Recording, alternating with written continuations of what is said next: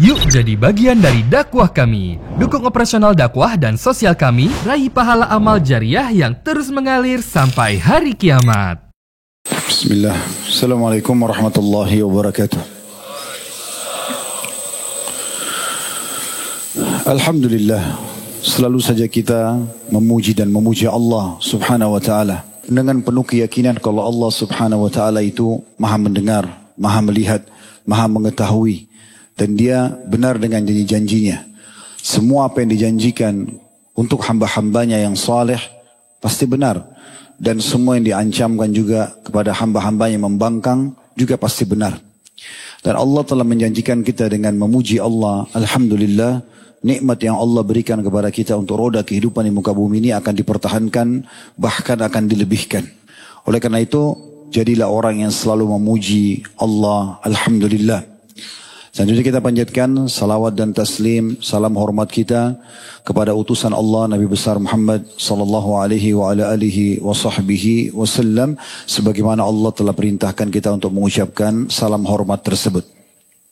Seperti biasa, sebulan sekali di Sabtu kedua selepas zuhur sampai menjelang asar nanti selesai insyaallah, kita akan melanjutkan serial iman kita, serial tentang manusia-manusia terbaik yang telah mendampingi Nabi besar Muhammad sallallahu alaihi wa ala alihi wa sahbihi wasallam. Mereka melihat langsung, mereka beriman kepadanya, mereka berjuang bersamanya, berperang dan berjihad mempertahankan agama ini. Dan setelah Nabi sallallahu alaihi wasallam meninggal, mereka menyebarluaskan agama sampai akhirnya kita pun bisa merasakan kenikmatan agama ini. Dan pada kesempatan ini insyaallah kita akan bahas satu sosok dari sahabat yang bernama Usaid ibn Khudair radhiyallahu anhu. Salah satu figur yang berkumpul padanya semua kesempurnaan fisik, akhlak, ilmu, ibadah, keberanian, semua ada pada diri orang ini. Ada sebagian orang mungkin Allah berikan kelebihan fisik tapi belum tentu mungkin memiliki kesempurnaan akhlak. Mungkin ada sebagian Allah berikan ilmu tapi belum tentu diberikan kelebihan fisik misalnya. Ada orang diberikan ilmu belum tentu diberikan harta. Ada orang diberikan harta belum tentu diberikan ilmu dan seterusnya. Namun sosok yang kita pelajari pada kesempatan ini adalah orang yang Allah mudahkan bergabung padanya semua kesempurnaan yang dibutuhkan dan diinginkan oleh manusia selama hidup di muka bumi ini. Sosok ini sosok yang sebelum masuk Islam sudah menjadi pemimpin kaumnya, dan setelah masuk Islam dia pun menjadi pemimpin kaum muslimin. Dan orang yang paling terkenal suka sekali membaca Al-Quran, dan saking seriusnya dalam membaca Al-Quran, khusyuk, suaranya indah, dia merenungi makna-maknanya sampai malaikat pun datang mendengarkan bacaannya. Figur ini seperti biasa teman-teman sekalian akan saya bacakan dulu nasabnya, kemudian kita akan baca apa yang ditulis oleh penulis dalam kisah beliau.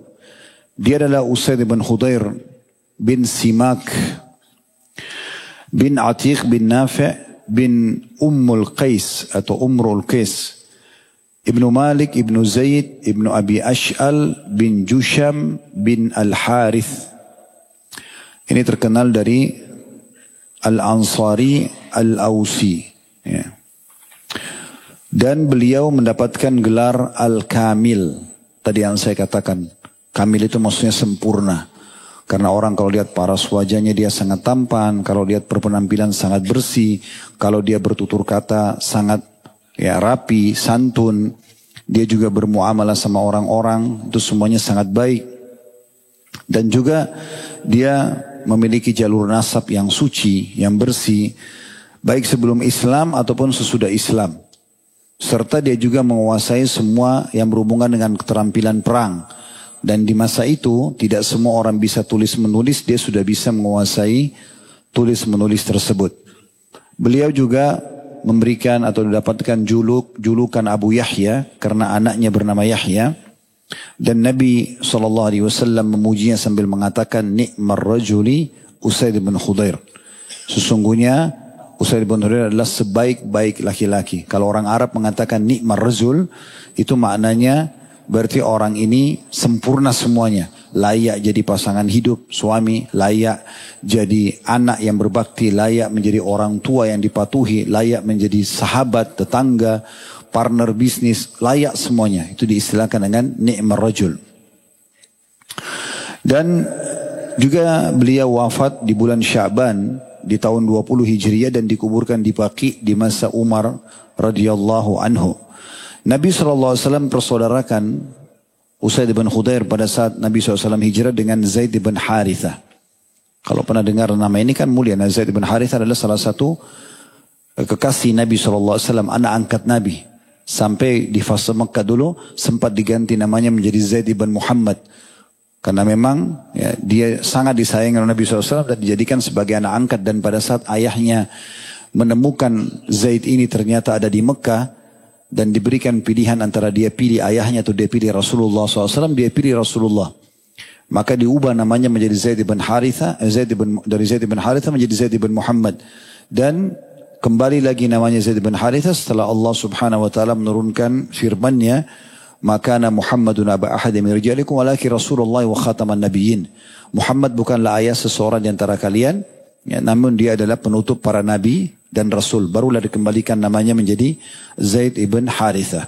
Nah, Nabi SAW memilih Usaid bin Khudair untuk bersaudara secara khusus dengan Zaid bin Harithah ini. Kemudian juga dia belum hadir di perang Badar karena memang pada saat itu pendapat yang paling kuat karena dia belum pada saat perang Badar itu masih opsional, masih pilihan, bukan satu keharusan. Maka dia pun akhirnya tidak hadir, namun di Uhud dia sempat hadir dan dia termasuk orang yang terbanyak memiliki luka, ada 70 luka di tubuhnya dan dia menunjukkan tentang kebenaran dalam mempertahankan agama ini. Dan dia juga termasuk ikut dalam perang pembebasan Baitul Maqdis di masa Umar radhiyallahu anhu. Ibunya bernama An-Nu'man, putri An-Nu'man bin Imrul Qais. Dan saya coba cari nama istrinya belum saya temukan, tetapi saya temukan nama anaknya adalah Yahya. Kita akan coba bacakan teman-teman sekalian dulu apa yang ditulis oleh penulis tentang pribadi Usaid bin Khudair. Namun sebelumnya saya mengajak teman-teman sekalian mengikhlaskan niat, terutama saya duluan, saya terlebih dahulu sebagai pemateri dan teman-teman yang mendengarkan agar Allah Subhanahu wa taala berkahi majelis kita. Dan terus saya ingatkan kalau kita sedang berada di taman-taman surga, ini adalah majelis ilmu yang dihadiri oleh para malaikat. Kata Nabi SAW, Allah memiliki golongan malaikat khusus untuk mencari majelis ilmu. Dan kalau mereka menemukan, maka mereka saling panggil satu sama yang lain. Dari majelis itu sampai ke langit, mereka memenuhi ya barisan mereka untuk mendengarkan apa yang disampaikan. Dan figur kita ini juga, Usaid bin Khudair adalah salah satu figur yang memiliki amalan unggulan. Ada sahabat yang sangat unggul misalnya di jihad, ada yang sangat unggul di sedekah misalnya. Semua ibadah mereka kerjakan, tapi ada keunggulannya. Usaid bin Khudair ini punya kelebihan yang luar biasa, suka sekali menghadiri majelis ilmu. Dan beliau sangat menikmati itu. Nah, dalam serial sahabat kita ini agak berbeda sedikit dengan kajian-kajian yang biasa kita isi, karena ini serial yang cukup panjang. Oleh karena itu butuh keikhlasan mendengarkan, karena ini terbagi dalam beberapa bagian. Kita akan membacakan dulu bagaimana kisah yang ditulis oleh penulis, kemudian kita baru masuk ke manaqib atau keutamaan beliau, kemudian baru kita masuk ke ad-durus wal ibar atau pelajaran-pelajaran yang bisa diambil. Ini cukup panjang, biasanya minimal 2 jam atau bisa lebih daripada itu. Dan ini butuh keikhlasan supaya kita sama-sama bisa meraih manfaat insyaAllah dari apa yang kita sampaikan ini. Kata penulis, Usaid bin Khudair radhiyallahu anhu, ia adalah seorang pemimpin kaum Ansar dalam kurung pada saat Bai'at Al-Aqabah. Aqabah sebuah bukit yang agak tinggi di tempat jumrah. Di situ Nabi SAW pernah mengambil bai'at dari orang-orang Madinah untuk masuk Islam dan kemudian mereka ya mendukung dakwah Nabi SAW. Nah, dia pemimpin orang-orang Ansar pada saat itu yang berjumlah 12 orang. Ia termasuk orang terdahulu dalam masuk Islam. Dan ayahnya adalah seorang tokoh yang terpandang dan dinilai atau ditaati bernama Hudair Al-Kataib. Ayahnya ini adalah pemimpin suku Aus pada tragedi Perang Bu'ath. Sedikit saya jelaskan dulu. Perang Bu'ath ini, perang yang terjadi antara 5 sampai 6 tahun sebelum hijrahnya Nabi SAW di Madinah. Dan perang Bu'ath ini adalah sebuah perang yang terjadi dengan hikmah Allah subhanahu wa ta'ala antara suku Aus dan suku Khazraj. Saya kasih gambaran, dipetakan dulu kota Madinah. Madinah pada saat itu ada 5 suku. Dari suku Arab adalah Aus dan Khazraj. Nanti setelah Islam nama mereka Ansar atau disilakan dengan Ansar. Kemudian ada 3 suku Yahudi, Kainuqa, Nadir dan Quraidah. Nah, salah satu strategi orang-orang Yahudi bagaimana supaya mereka aman dari sisi ekonomi, dari sisi militer, mereka suka mengadu domba masyarakat Madinah. Jadi 3 suku Yahudi ini sepakat untuk ada di antara mereka yang menjadi sekutunya Aus, ada yang menjadi sekutunya Khazraj. Mereka mensuplai senjata, mereka memanas-manasi, mereka memberikan dukungan pangan dan segala macam agar selalu berperang. Nah, itu terus terjadi, peperangan cukup lama, sekitar 120 tahun. Peperangan terjadi dan banyak sekali korban. Tapi puncaknya adalah perang Bu'ath. Nah, perang Bu'ath ini dibahas oleh para ulama bahwasanya dia perang yang Allah khususkan untuk menyambut kedatangan Nabi SAW. Jadi perang Bu'ath ini teman-teman sekalian, di peperangan itu 5-6 tahun sebelum hijrah Nabi SAW ke Madinah, terbunuh mayoritas tokoh-tokoh dari 2 suku ini, Aus dan Khazraj. Yang memang mereka yang terbunuh ini rata-rata yang sombong, yang angkuh, ya, yang keras kepala. Dan Allah subhanahu wa ta'ala meninggalkan 1 orang saja dari mereka yang tidak meninggal. Itu adalah Abdullah bin Ubay bin Salul, kepala orang munafik. Sampai kata ulama sejarah bahwasanya, dan ini dinukil dari Ummul Mukminin Aisyah radhiyallahu anha, bahwasanya Allah ingin menunjukkan tentang bagaimana keras kepalanya para pemimpin-pemimpin dulu di Madinah itu. Contohnya Allah tinggalkan 1 orang. 1 orang ini sudah cukup menjadi kepala munafikin, mengacaukan banyak sekali ya perkembangan dakwah di Madinah. Maka itu sebagai contoh saja. Saya bacakan kisahnya. Ibnu Hajar rahimahullah berkata tentang perang Bu'ath ini, yang terbunuh pada perang Bu'ath, ini para pembesar Madinah yang kemungkinan besar mereka tidak akan beriman dan sombong dan tidak akan menerima Islam, dan yang tersisa dari mereka adalah Abdullah bin Ubay bin Salul, kepala orang munafik. Allah menghendaki dari kejadian tersebut sebelum hijrah Nabi SAW 2 hal. Yang pertama, anugerah Allah untuk Nabi-Nya SAW agar mudah dan lancar dalam berdakwah. Karena keberadaan para pembesar tersebut bisa menjadi penghalang serius bagi dakwah Nabi SAW sebagaimana terjadi di Mekah. Karena di Mekah tokoh-tokoh Quraisy masih pada hidup, mereka arogansi satu sama yang lain. Mereka punya ya sifat sombong, sifat merasa lebih dari orang lain, sehingga 13 tahun fase dakwah di Mekah pun susah sekali untuk dikembangkan. Yang beriman hanya 153 orang. 83 orang hijrah bersama Ja'far bin Abi Thalib ke Ethiopia dan 70 tinggal bersama Nabi SAW. Sebagaimana kejadian atau terjadi di Mekah dan jalan ke Madinah menjadi mulus. Dinukil dari Aisyah radhiyallahu anha, beliau mengatakan Allah menyisakan seorang contoh dari pembesar-pembesar tersebut untuk mengingatkan iman Allah atas datangnya Nabi SAW, yaitu Abdullah bin Abi Salul. Yang kedua, supaya siap menerima Islam dan menunjukkan kebenaran Islam yang dapat menyatukan mereka setelah perpecahan. Jadi 120 tahun Aus dan Khazraj dibuat berperang oleh orang-orang Yahudi ini, dan disuplai senjata, disuplai ya pangan segala macam. Pokoknya mereka harus selalu berperang. Nah, ini supaya kacau terus kota Madinah. Dan setelah terbunuh pembesar-pembesar mereka yang hidup dengan arogansi segala macam, maka hijrahlah Nabi SAW, dan Nabi akhirnya menyatukan antara Aus dan Khazraj. Mereka diselamatkan dari peperangan tersebut, kebencian, dengan adanya dalil atau tunggangan yang bernama ukhuwah Islamiyah. Akhirnya mereka saling membantu satu sama yang lain, mereka saling rangkul satu sama yang lain, memaafkan tentang masalah peperangan di masa lalu, dan akhirnya selamatlah mereka dari pertumpahan darah yang sudah berjalan sekian tahun. Saya kembali ke bukunya, dikatakan di mana tentang perang.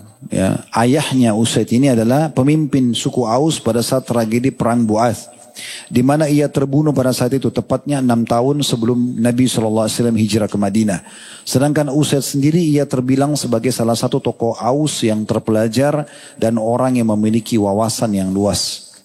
Bahkan ia telah mewarisi keberanian, kedermawanan, kecemerlangan pendapat dari ayahnya. Ia merupakan salah seorang pemimpin Madinah dan salah seorang tokoh terhormat yang berilmu sebelum masuk Islam. udah bisa tulis menulis, ya udah bisa memimpin pasukan perang, udah bisa memimpin sukunya. Tak kala masuk Islam, ia pun menjadi salah satu tokoh terhormat bagi dunia seluruhnya. Bukan cuma kaum muslimin, karena selalu dikenang tentang kisahnya, diambil pelajaran dari hidupnya.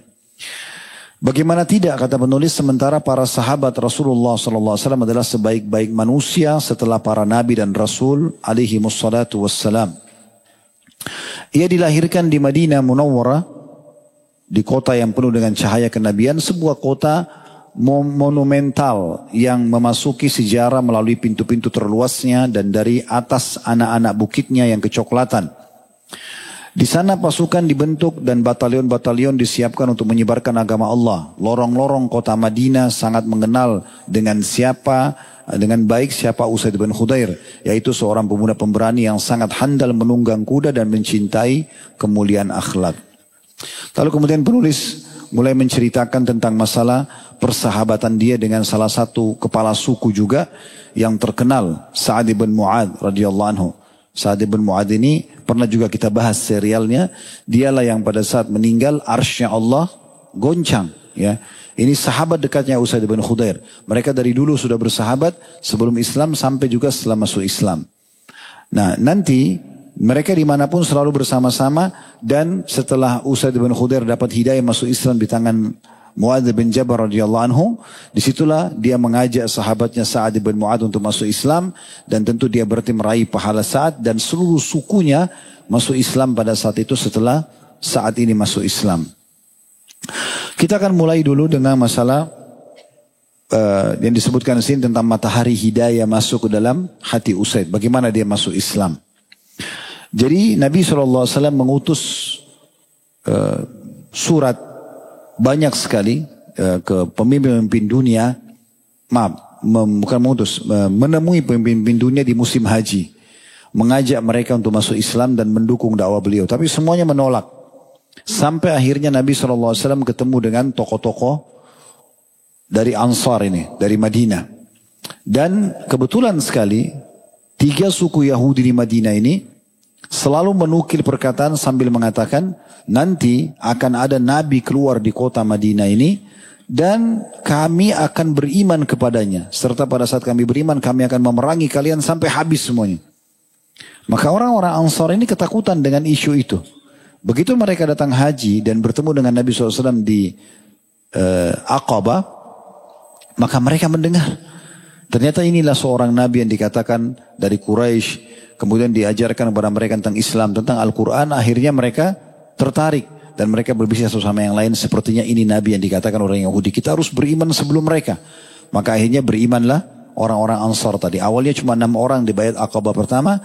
Baiat Aqabah kedua jadi 12 orang. Dan akhirnya Nabi SAW mengutus ke Madinah seorang sahabat yang mulia namanya Mus'ab ibn Umair radhiyallahu anhu.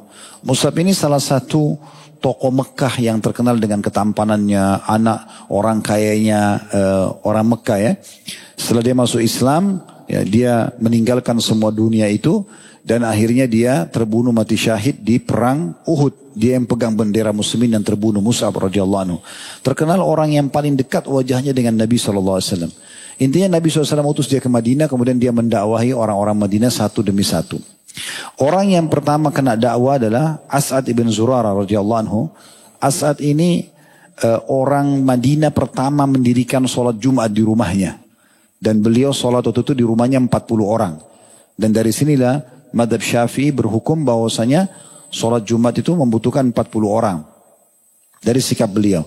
Setelah As'ad bin Zurarah masuk Islam, Mus'ab akhirnya satu persatu diajak oleh As'ad untuk menemui tokoh-tokoh dan masyarakat Madinah untuk mengajak mereka masuk Islam. Kita langsung masuk ke poin tentang masalah tokoh kita ini. Pada saat itu, As'ad bin Zurarah berbisik kepada Mus'ab, ada 2 orang di sini, di Madinah. Kalau mereka berdua berhasil engkau terangkan kepadanya tentang agama Allah, pasti semua sukunya akan masuk Islam. Daripada kita gerilya satu persatu, lebih baik kepala sukunya aja. Dan salah satunya adalah Sa'ad bin Mu'adz, itu adalah sepupu saya. Kata As'ad bin Zurarah, itu adalah sepupu saya. Kalau dia berhasil engkau sentuh mendengar ayat Al-Quran, masuk Islam, maka engkau akan menyentuh kaumnya.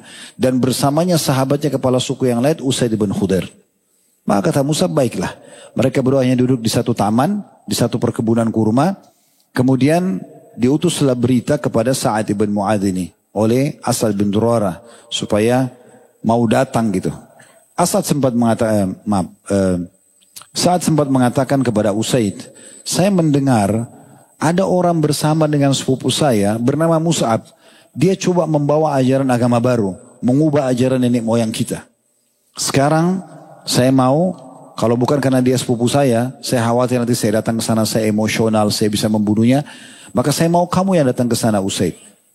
Usaid pun berdiri, mengambil busur panahnya, ya, mengambil tombaknya, kemudian langsung menuju ke perkebunan As'ad.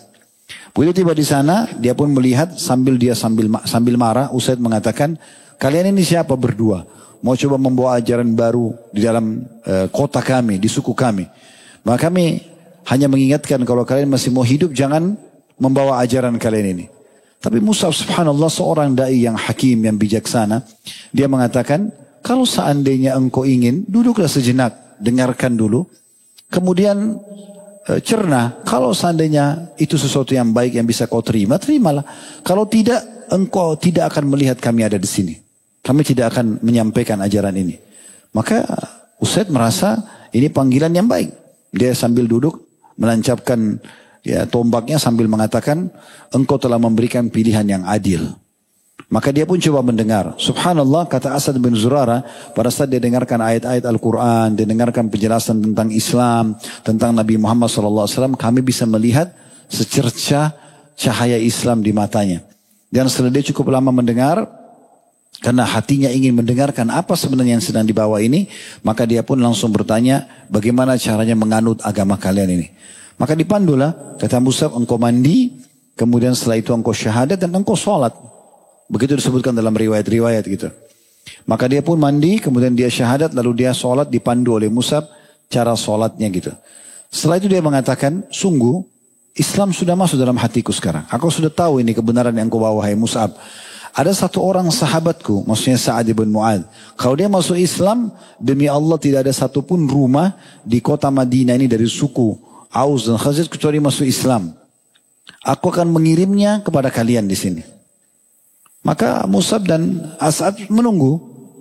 Usaid pun pulang, begitu pulang, dari jauh sudah dilihat oleh Sa'ad bin Mu'adz sambil mengatakan kepada sukunya, sungguh demi Allah, Usaid datang kepada kalian bukan dengan wajah waktu dia pergi.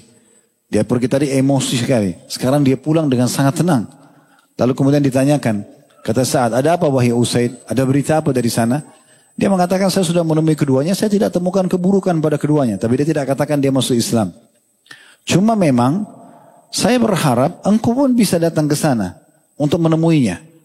Dan ketahuilah, kata Usaid pada saat itu, ada suku Harithah, ada satu suku yang lain, itu rencana akan membunuh sepupumu As'ad.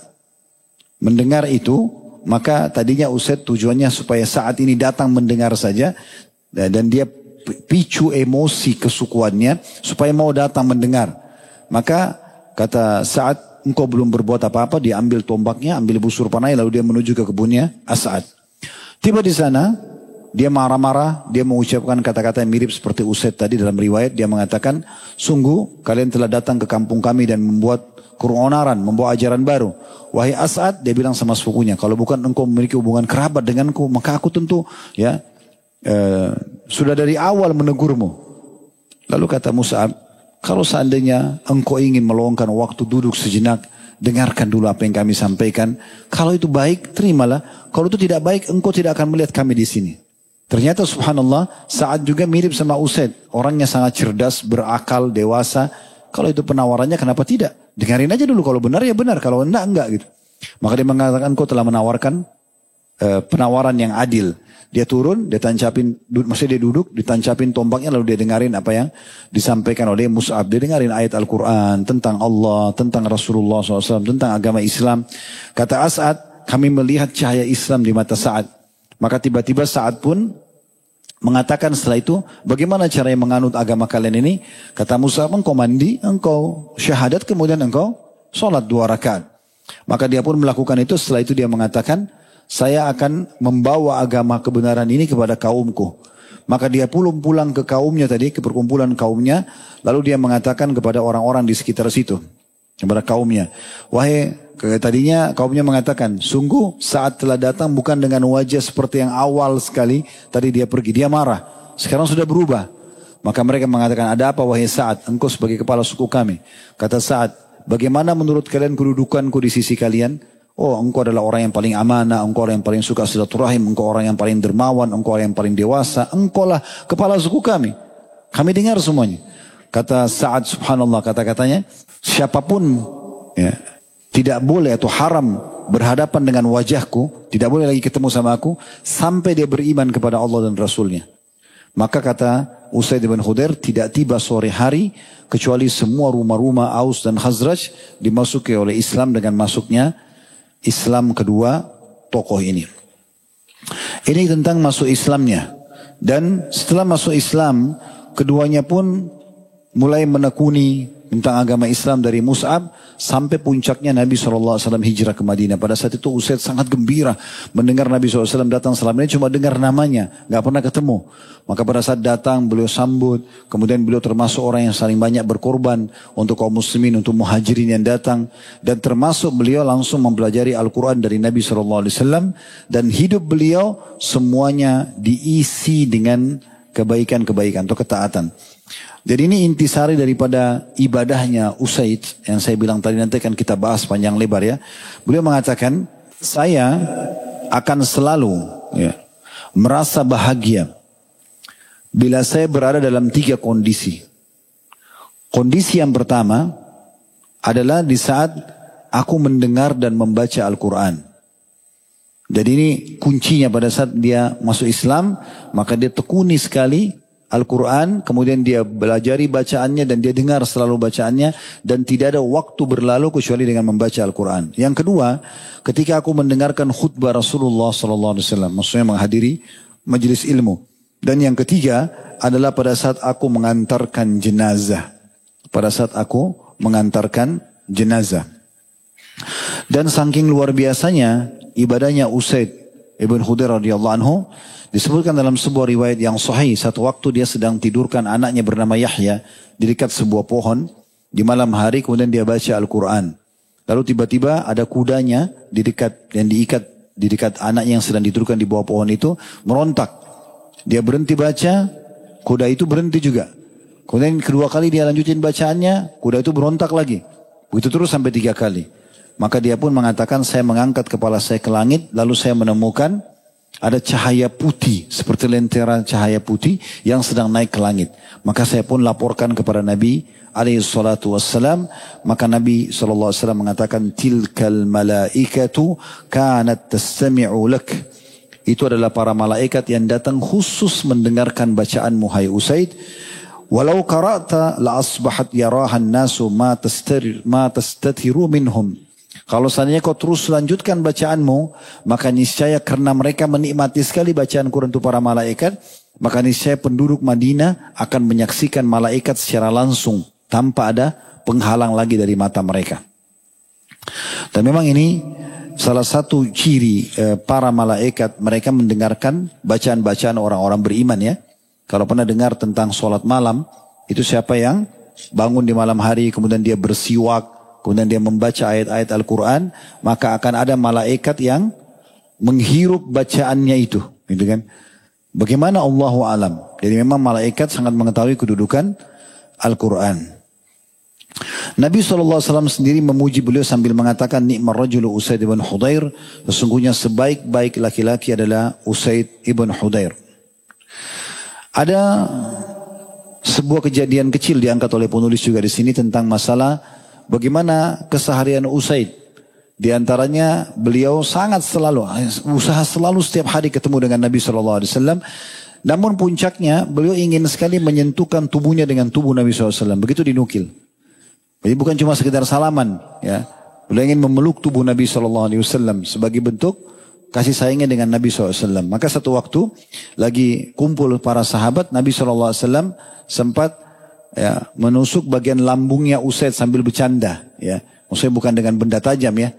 Tapi dengan tongkat atau dengan tangan beliau sallallahu alaihi wasallam. Maka Usaid menggunakan kesempatan itu sambil mengatakan, "Ya Rasulullah, Anda telah menyakitiku." Maka kata Nabi sallallahu alaihi wasallam, "Kalau gitu kisoslah, balaslah." Kata Usaid, "Ya Rasulullah, titik yang Anda sentuhkan tadi ke lambungku itu tidak ada bajunya, tidak ada kainnya. Saya juga harus melakukan itu." Maka Nabi SAW menyingkap bajunya, dan pada saat Usaid itu langsung beliau memeluk dan mencium tubuh Nabi SAW, dan beliau mengatakan, "Demi Allah ya Rasulullah, saya tidak ingin kecuali ini." Beliau juga punya sikap yang sangat bijaksana pada saat terjadi fitnah ifk. Kalau masih ingat fitnah ifk itu adalah kisah tentang fitnahnya Abdullah bin Abdullah bin Salul tadi ya. Pimpinan orang munafik yang menyebarkan isu kalau Aisyah zina dengan Safwan radhiyallahu anhu majma'in. Ini semua kedustaan tentunya. Nah di masa itu pulang dari perang Bani Mustalik tersebarlah isu itu. Ada satu kejadian Usaid radhiyallahu anhu. Beliau pernah melihat pada saat kejadian di perang Bani Mustalik ini, tiba-tiba Nabi SAW menggerakkan pasukan di waktu-waktu istirahat. Biasanya Nabi istirahat tuh di siang hari atau di malam hari, beliau istirahat. Tapi pada saat itu Nabi suruh jalan terus. Kalau yang tidur di atas tunggangannya. Ini ada sesuatu tidak normal nih. Maka Usaid pun datang kepada Nabi SAW mengatakan, "Ya Rasulullah, ada apa sebenarnya?" Maka Nabi SAW mengatakan, "Tidakkah engkau dengar apa yang dikatakan oleh temanmu?" Kata dia, "Teman yang mana?" Kata Usaid, kata Nabi SAW, "Abdullah bin Ubay bin Salul, ini pimpinan orang munafik." Kata Usaid, "Apa yang dia katakan ya Rasulullah?" Kalau masih ingat kisahnya, saya ingatkan kembali supaya lebih jelas. Waktu pulang dari perang Bani Mustalik, ada budaknya Umar bin Khattab dengan budaknya seorang dari Ansar sempat cekcok di sebuah sumber mata air. Cekcoknya apa nggak tahu. Tapi akhirnya budak Umar teriak mengatakan, "Wahai muhajirin, tolonglah saya." Maka para muhajirin tiba-tiba hanusin pedang. Karena ini baru pulang dari medan perang. Lalu pembudaknya orang Ansar mengatakan, "Wahai Ansar, tolonglah saya." Maka berdirilah di dua kubu ini umat Islam hampir berperang. Waktu itu ada satu orang melapor kepada Nabi SAW. Nabi SAW datang dengan cepat dan marah. Wajah beliau memerah sambil mengatakan, "Apakah ada dakwah jahiliyah? Adakah tiupan-tiupan bahasa jahiliyah seperti ini? Fanatisme, kesukuan, rasis. Sementara saya ada di tengah-tengah kalian, tinggalkan. Ini bisa membinasakan kalian." Maka redamlah pada saat itu. Nah, Abdullah, kepala munafik ini menunggangi keadaan. Dia menunggangi keadaan sambil dia mengatakan, dia mengatakan, kumpulin sukunya, "Sungguh kalianlah telah membuat mereka seperti itu." Maksudnya kenapa orang-orang muhajir berani benar mau ajak kita berperang, gitu ya. Kalian yang memberikan tempat-tempat tinggal kalian memberikan harta kalian menerima mereka di negeri kalian. Coba kalian tidak melakukan itu. Pasti mereka tidak akan macam-macam dengan kita. Nanti kalau kita pulang ke Madinah, pasti orang-orang yang mulia, maksudnya orang-orang penduduk asli Madinah mengusir para pendatang. Dan Abdullah ini bin Abi Salul ini bermaksud Rasulullah SAW. Dia ingin penduduk Madinah mengusirnya, gitu ya. Dan kalau Nabi SAW diusir, berarti semua muhajirin juga akan diusir. Rupanya perkataan ini sempat didengar oleh seorang sahabat yang lain. Dan sahabat ini masih muda pada saat itu. Dia dengarkan, kemudian dia lapor kepada Nabi SAW. Pada saat dilaporkan, ini bernama Zaid orang ini ya, masih muda, masih 16-17 tahun. Dia lapor kepada Nabi SAW, "Ya Rasulullah, Abdullah bin Abi Sulul itu cerita begini ya Rasulullah. Ini kalau pulang dari perang ini mereka mau usir Anda dan semua muslimin yang datang hijrah dari Mekah." Maka Nabi SAW suruh gerak pasukan pada saat itu. Sudah bergerak kalau gitu. Nah disitulah Usaid mendatangi Nabi SAW lalu menanyakan. Lalu kata Nabi SAW, "Apakah kau tidak dengar apa yang dikatakan oleh sahabatmu?" Ya. Abdullah bin Ubay bin Salul. Kata dia, "Apa yang dikatakan ya Rasulullah?" Katanya kalau tiba di Madinah nanti orang-orang mulia maksudnya penduduk Madinah akan mengusir para pendatang. Maka kata Usaid dengan jelas mengatakan, "Ya Rasulullah, sesungguhnya dialah yang akan terusir. Dia yang terhina. Dan kami siap untuk menolong atau mendukung Anda." Maka pada saat itu Usaid membisikkan satu kata kepada Nabi SAW mengatakan, "Ya Rasulullah, berlemah lembutlah dengan dia. Demi Allah, sebelum Anda datang, mahkota raja sudah akan diletakkan di kepalanya oleh kaumnya. Aus dan Khazraj ini hampir memilih dia sebagai raja. Begitu Anda datang batal maka itu membuat dia jengkel, dia susah untuk menerimanya. Maka pada saat itu akhirnya Nabi SAW menerima saran Usaid dan tidak meributkan permasalahan ini kepada Abdullah ini. Ini salah satu kebijakan yang beliau lakukan. Kemudian penulis juga mengangkat tentang sikap bijaksananya. Ini sebagai penutup dalam buku kita ini. Itu tentang bagaimana peristiwa baiatnya Abu Bakar. Jadi setelah Nabi SAW meninggal, rupanya ada prosesi baiat Abu Bakar di Thaqifah Bani Sa'ad. Perkebunannya suku Sa'ad. Dan pada saat itu memang orang-orang Madinah sudah berkumpul. Dan mereka akan mengangkat Sa'ad sebagai raja mereka pada saat itu. Kalau tidak salah Sa'ad ibn Ubadah radhiyallahu anhu. Karena Sa'ad ibn Mu'ad sudah meninggal di masa Nabi SAW di penyerangan suku Quraidah. Maka pada saat itu pun terjadilah orang-orang Madinah mau memilih Sa'ad ibn Ubadah sebagai pemimpin mereka. Lalu Abu Bakar sama Umar datang. Dan Abu Bakar mengatakan, wahai Sa'ad, engkau sebenarnya sudah pernah mendengar dan engkau hadir pada saat itu. Di mana Nabi SAW bersabda bahwasanya urusan pemerintahan ini, kepemimpinan dipimpin oleh Quraisy. Maka Sa'ad dengan bijaksana mengatakan, benar. Engkau benar apa yang kau ucapkan ini. Betul. Gitu kan? Oleh karena itu, kata Abu Bakar, saya memilih untuk kalian Umar. Ditunjuklah Umar bin Khattab karena lagi ada sama dia. Orang ini orang yang paling baik dan dia dari Quraisy. Maka Umar pun mengatakan tidak. Siapa di antara kalian yang mau merasa lebih baik daripada Abu Bakar? Lalu Umar pun membaiat tangan Abu Bakar, mengatakan, Abu Bakar ulurkan tanganmu, aku akan membaiatmu. Lalu kemudian orang berubah-ubah termasuk Usaid bin Khudair radhiyallahu anhu adalah orang yang pertama-tama menunjukkan kalau dia kepala suku, dia siap membaiat Abu Bakar sehingga terjadilah pada saat itu baiat yang sempurna pemimpin pengganti Nabi alaihi salatu wassalam. Beliau setelah pulang dari penyerangan Baitul Maqdis balik ke Madinah di tahun 20-an Hijriah. Waktu itu Baitul Maqdis diserang pasukan dibentuk oleh Umar bin Khattab di tahun 16 Hijriah dan terus saja negeri Syam ditaklukkan sampai sekitar tahun 20 Hijriah. Beliau pulang ke Madinah, kemudian beliau terbunuh di Madinah dan dikubur di kuburan Baqi. Kuburan Baqi. Nah, ini gambaran umumnya yang sudah ditulis oleh penulis tentang kisah Usaid bin Khudair radhiyallahu anhu. Kita akan masuk insyaallah ke manaqibnya atau keutamaan Usaid itu sendiri. Yang pertama, beliau termasuk orang-orang yang masuk Islam di masa-masa awal, di fase awal Islam, ya tepatnya di masa kota sebelum hijrah Nabi SAW ke Madinah.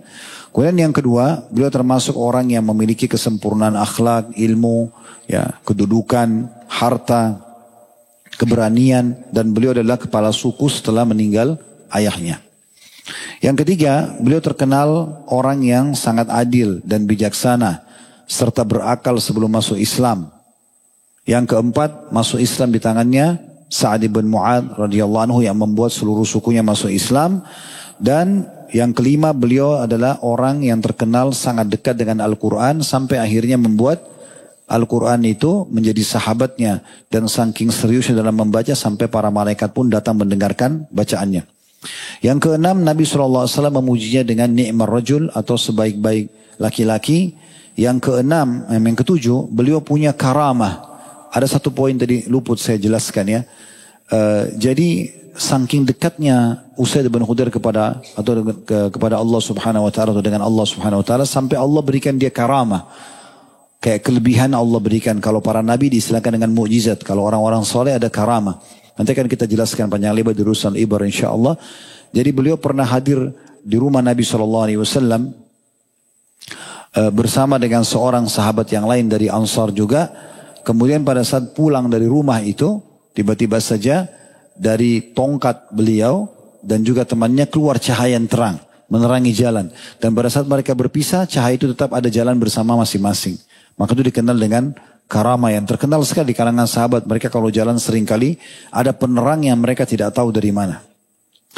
Kemudian yang kedelapan adalah beliau menghadiri Baiat Aqabah. Ini gambaran tentang masalah kisah Usaid bin Khudair, berikut juga dengan manaqib beliau. Sekarang kita masuk teman-teman sekalian dengan masalah durus wal ibar. Pelajaran-pelajaran yang bisa diambil dari tokoh kita ini. Yang pertama yang bisa diambil adalah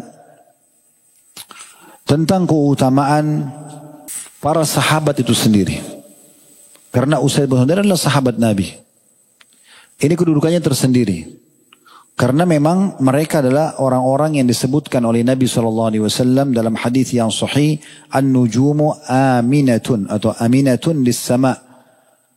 Bintang-bintang itu adalah penjamin tetap adanya langit. Selama ada bintang berarti langit juga masih akan ada. Fa idza dhahabatin nujum atatis sama ma tu'ad. Kalau bintang-bintang sudah tidak terlihat lagi, berarti akan datang apa yang telah dijanjikan untuk langit tersebut. Maksudnya terjadi kiamat. Wa ana aminatun li ashabi. Dan aku adalah penjamin terhadap sahabat-sahabatku. Selama aku masih hidup, sahabatku tidak akan ada yang salah. Ya. Fa idza zahabtu ata ashabi ma yu'adun.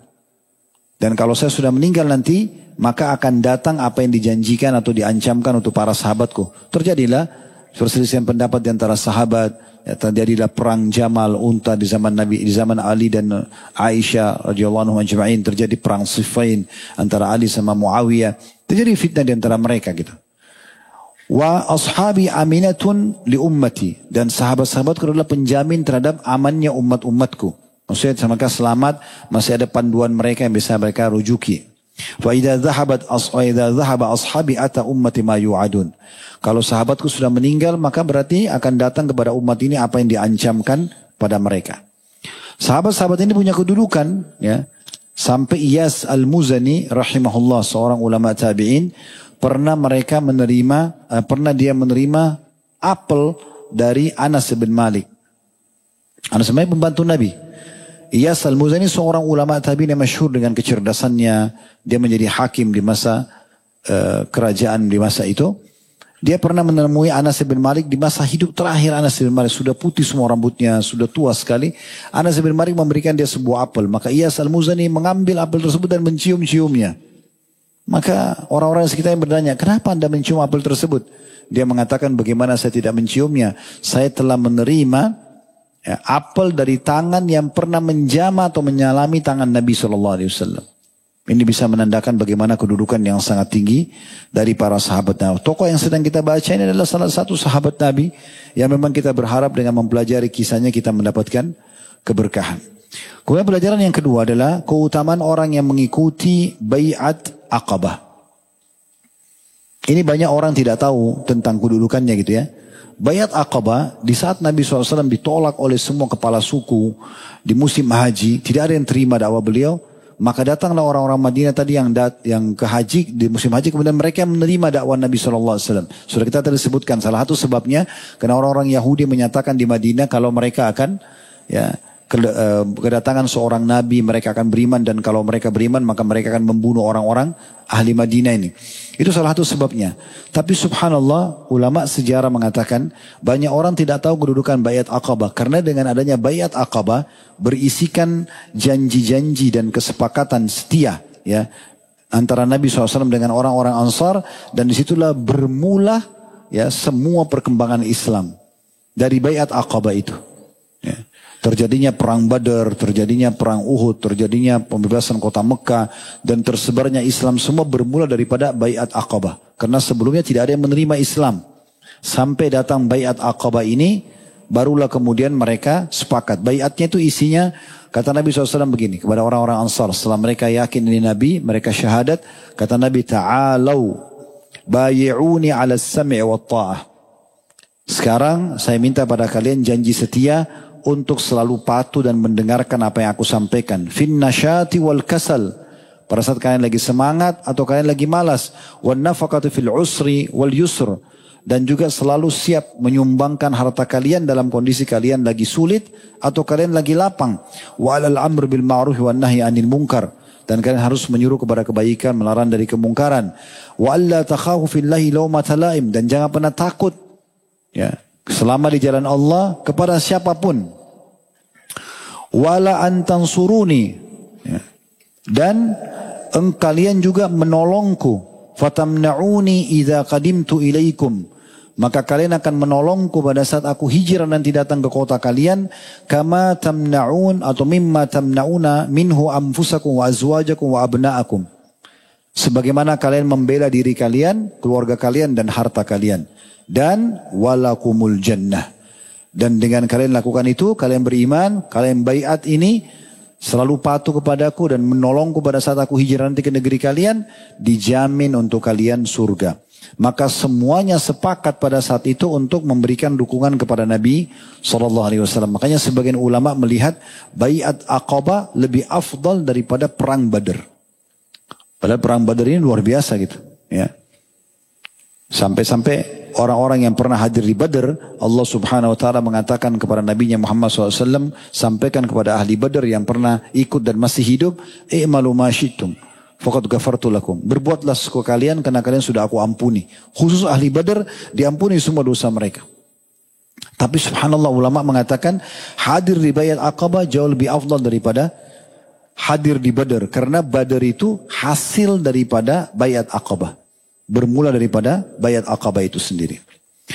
Kemudian selanjutnya kita ambil pelajaran yang ketiga tentang masalah pentingnya seseorang itu menyempurnakan apapun yang dia mampu, yang dia bisa sempurnakan dari kecerdasan akalnya, dari penampilannya, dari hartanya, dari apa saja yang dia bisa lakukan. Di poin ketiga ini saya ingin titik beratkan poin-poin yang perlu setiap muslim garis bawahi. Bahwasanya dalam Islam kita dianjurkan tidak vakum, tidak fokus hanya kepada satu kegiatan saja atau satu prestasi saja. Islam menyuruh kita mengejar semua prestasi. Tidak terkecuali.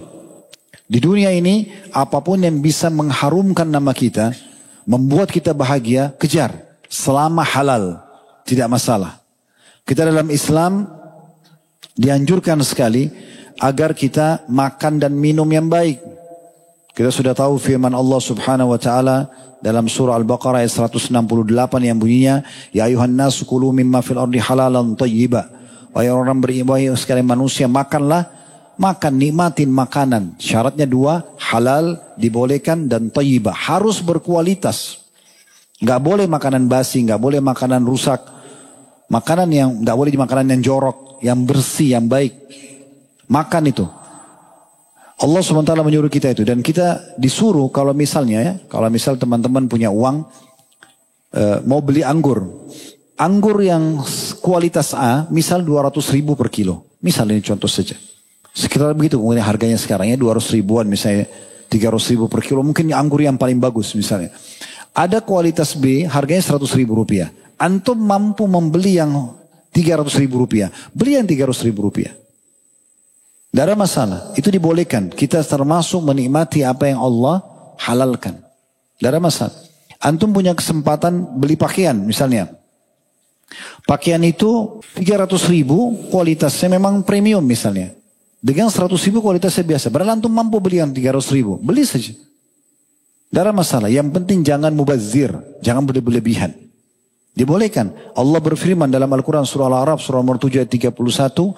Ya bani Adam khudhu zinatakum inda kulli masjidin wa kulu washrabu wa la tusrifu. Innahu la yuhibbul musrifin. Hai anak Adam, ambillah baju terbaikmu. Perhiasan terbaikmu. Kata ulama tafsir adalah pakaian yang terbaik. Yang paling bersih, yang paling rapi. Ya. Setiap kali mau datang ke masjid. Dan makanlah, juga minumlah. Dan jangan berlebihan. Sesungguhnya Allah tidak suka yang berlebihan. Jadi dalam Islam tidak boleh kita punya kemampuan. Tapi kita tidak tunjukkan itu. Yang penting jangan sombong, jangan mubazir. Tapi boleh kita nikmati makanan terbaik, pakaian terbaik. Ya. Semua yang masuk dalam masalah ini ya. Misalnya pasangan hidup. Saya mau menikah dengan seseorang yang begini misalnya. Tapi kalau memang masalah agama. Cuman saya mau sempurnakan agama itu misalnya dengan orang yang cantik, orang yang gagah, orang yang berpendidikan. Itu normal saja. Begitu juga kita hidup di satu lingkungan. Kita mampu sebenarnya beli rumah di satu komplek. Aman, nyaman, ya terhormat. Tapi kita sengaja nggak tinggal di situ karena kita nggak mau hemat uang. Padahal sebenarnya mampu. Nggak, pergi yang ini. Selama kita bisa. Nanti kita jelaskan dalilnya. Kemudian tunggangan yang nyaman. Mobil, motor.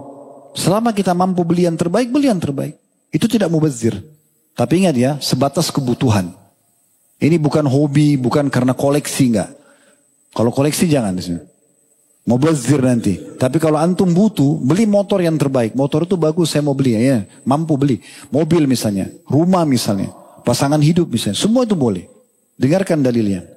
Kata Nabi SAW, arba'un minas sa'adah. Ada 4 hal termasuk sumber kebahagiaan setiap orang. Beliau mengatakan, al-mar'atu salihah. Istri yang baik. Yang sempurna. Salihah. Beragama, punya kelebihan. Wal maskanul wasi'. Tempat tinggal yang luas. Kemudian yang ketiga, wal jarus salih. Lingkungan dan tempat tinggal. Lingkungan dan tetangga yang baik. Kemudian yang keempat, wal markabul hani. Tunggangan yang nyaman. Jadi kita boleh itu. Ya. Jangan sampai kadang, oh saya sudah tahu agama, sekarang saya tidak mau nih berlebihan dengan dunia. Enggak, bukan berlebihan ini. Kita sedang menikmati nikmat Allah Subhanahu wa taala. Justru dalam Islam tidak boleh. Orang makin tahu agama, maka makin buruk penampilannya, makin berantakan kendaraannya, rumahnya juga susah. Padahal dia mampu, bukan tidak mampu ya. Kita tidak bicara kalau antum lagi tidak mampu, nggak boleh maksakan diri. Tapi Nabi SAW sebutkan, puncak daripada kebahagiaan seseorang dan boleh dia kejar 4. Pasangan yang salihah, kemudian tempat tinggal yang luas, tetangga yang baik, lingkungan yang baik, yang bersih, yang nyaman, yang aman, dan tunggangan yang nyaman. Kemudian beliau mengatakan, wa arba'un minasyaqa. Ada 4 sumber kesengsaraan. Kata Nabi SAW. Beliau sebutkan, al-mar'atu su'. Perempuan yang buruk. Buruk akhlaknya, buruk penampilannya, jorok orangnya. Nggak boleh nih. Nggak boleh menikah sama orang seperti ini. Ya. Tentu ini berlaku juga pada perempuan bagi laki-laki. Ke laki-laki ya. Dia nggak boleh menikah kecuali dengan orang yang paling pantas untuk jadi pasangan dia. Kemudian wal jarusu, tetangga atau lingkungan yang buruk. Nggak boleh orang sengaja tinggal di situ sementara nggak nyaman, nggak aman. Ya. Lalu kata Nabi SAW, wal markabusu, tunggangan yang buruk. Kalau kita kendaraan sekarang. Jadi nggak mubazir kalau kita beli yang kita rasa oh ini layak buat saya, nyaman saya tunggangi. Nama saya juga jadi harum dari niat kesombongan. Gak ada masalah. Selama kita mampu. Kemudian kata beliau yang terakhir yang keempat. Wal maskanud dayyiq. Tempat tinggal yang sempit. Itu membuat sengsara. Kecuali orang itu tidak mampu. Kalau antum mampu beli rumah yang luas. Gak ada masalah. Coba bagaimana Islam mengajarkan kita mengejar yang terbaik dalam kehidupan kita. Tidak ada larangan. Di masa Nabi hadis ini sahih disebutkan oleh Syekh Al-Albani dalam silsilah hadis sahihah. Dan Nabi SAW pernah berdoa, hadis ini dihasankan juga oleh Syekh Al-Albani. Dalam doa beliau, Allahumma gfir li dzambi, ya Allah ampuni dosa-dosaku. Wa wassi' li fi dari, dan luaskan tempat tinggalku. Nabi SAW berdoa begitu, luaskan tempat tinggalku. Wa barik li fi ma razaqtani, dan karuniakan berkahilah apa yang kau jadikan sebagai rezeki untukku. Pernah juga Nabi SAW bertemu dengan satu sahabat berantakan sekali penampilannya. Kotor, jorok, ya, penampilannya kurang baik. Kata Nabi SAW, kau punya harta? Pertanyaan pertama Nabi itu, kau punya harta? Dia bilang ada ya Rasulullah. Apa hartamu? Nabi tanya. Disebut sama dia ada unta, ada domba. Di masa itu tuh, ini hewan-hewan ini termasuk kekayaan. Ada rumah, ada kebun. Maka Nabi SAW ingatkan dia, kalau begitu mana kamu dari bekas nikmat Allah? Kenapa jadi begini berantakan? Allah nggak pernah suruh kita begitu. Allah buat badan kita gerah. Kita nggak nyaman. Di saat kita sudah mandi, kita jadi nyaman. Berarti kita disuruh mandi. Di saat kita mencium bau yang tidak sedap. Dari mulut, dari ketiak, dari badan. Dan di saat kita wangi, kita jadi nyaman. Maka kita disuruh wangi. Dan begitu seterusnya. Ya. Maka ini termasuk bagian daripada hal yang harus diperhatikan. Makanya Imam Abu Hanifah rahimahullah pernah juga melihat dalam majelisnya. Ada orang yang berantakan sekali penampilannya. Dalam majelis ilmu. Abu Hanifah kebetulan jadi imam di masjidnya. Lalu dia panggil orang tersebut. Dia katakan, itu ada sejadah saya di mihrab. Angkat. Di bawahnya ada kantong uang dirham. Bawa ke sini. Orang itu datang, diangkat sejadah, diangkat. Di bawah kantong dirham tersebut. Begitu tiba di Imam Abu Hanifah mengatakan, pakailah untuk perbaiki kehidupanmu. Disuruh ubah penampilannya. Penampilan yang baik, yang layak. Pakai uang ini. Gitu kan. Islam tidak pernah larang orang berpenampilan yang bersih, yang rapi. Yang bagus, yang membuat juga namanya, dia juga senang, namanya juga jadi harum. Maka orang itu bilang, saya orang kaya wahai imam. Abu Hanifah kaget. Karena dia bilang dia orang kaya tapi kenapa berantakan begini? Lalu kata Abu Hanifah, kalau begitu, aina anta min athar ni'amillah alaik? Mana kamu dari bekas nikmatnya Allah pada dirimu? Kenapa nggak nampak? Harusnya nampak. Bersih, rapi, wangi, harusnya nampak gitu. Nah itu bagian daripada agama Islam. Begitu juga teman-teman sekalian, harta dan jabatan. Kita tidak dilarang sama sekali untuk memiliki harta dan jabatan. Dibolehkan dalam Islam. Tapi selama prosedurnya benar. Gak ada masalah. Saya jadi ketua yayasan, saya jadi kepala sekolah, saya jadi manajer, jadi direktur. Pokoknya selama kita bisa kejar, tidak ada masalah. Selama tidak ada pelanggaran agama. Bahkan kepada jabatan-jabatan tertinggi pun. Apakah kita salahkan seorang muslim kalau dia mencalonkan diri jadi presiden misalnya, atau jadi raja, atau jadi menteri, atau jadi gubernur, itu tidak salah. Dia mau mencari sesuatu yang lebih buat dia di dunia. Selama dia tidak melakukan pelanggaran, tidak salah dalam Islam. Ya. Makanya Allah subhanahu wa ta'ala memuji Nabi Allah Ibrahim alaihissalam tentang masalah Allah memberikan mereka kerajaan, kedudukan. Ya. Dan Allah subhanahu wa ta'ala membolehkan, bahkan Nabi alaihissalam pun diperintahkan oleh Allah subhanahu wa ta'ala dalam surah Al-Anfal, surah nomor 8 ayat 69, fakulu mimma ghanimtum halalan tayyiba. Makanlah dari apa yang telah didapatkan dari harta ghanimah. Ya. Dibolehkan. Dan kita dalam Islam disuruh untuk selalu bergerak. Mencari yang terbaik. Kesuksesan yang terbaik. Sampai kita disuruh bekerja dengan hasil tangan kita sendiri. Tidak boleh kita malah vakum, kaku. Ya. Malas. Ini semua tidak boleh. Sampai kata Nabi SAW. Ma'akala ahadun tu'aman qattun khairun min an ya'kula min amali yadi. Tidak ada sesuatu yang dimakan oleh seseorang jauh lebih baik, lebih mulia buat dia, lebih mengharumkan namanya dibandingkan dari hasil kerjanya sendiri. Wa inna Nabi Allah Dawud kana ya'kul min amali yadi. Ketahuilah Nabi Allah Daud dulu makan dari hasil tangannya sendiri, riwayat Bukhari. Kemudian kata Nabi SAW riwayat Bukhari yang lain, la in yahtatiba ahadukum ala dhahri. Seseorang yang antara kalian memikul ranting-ranting pohon yang diambil dari gunung, dipikul di pundaknya, khairun min an yas'ala ahadan fayu'tiyahu aw yamna'ah. Lebih baik daripada dia minta-minta sama orang dikasih atau tidak dikasih. Di dalam hadis yang lain juga kata Nabi SAW masih riwayat Bukhari, la in ya'khudha ahadukum abhulah. Seseorang dari kalian sengaja mengambil potongan-potongan tali kecil, dipotong-potong untuk mengikat. Tsumma ya'til jabal, kemudian dia mendatangi gunung. Faya'tiya bihusbatin min hatab. Dia bawa ranting-ranting kayu bakar ala zahri di atas pundaknya, fayabi'ha, kemudian dia menjualnya, fayakuffullahu biha wajha, maka Allah selamatkan wajahnya ya pada saat itu dari mengemis, khairun lahu min yas'alan nas a'tauhu aw mana'u. Lebih baik daripada dia minta-minta sama orang dikasih atau tidak. Ini kalau ada yang tanya, Ustaz, relevansinya sama bahasan Ustaz apa? Ustaz kepala suku. Ustaz setiap hari menjaga penampilan pakaiannya. Ustaz memiliki kuda yang terbaik. Ya, dia juga selalu menjaga nama harumnya, ya, nama baiknya. Itu semua yang kita sedang singgung di sini.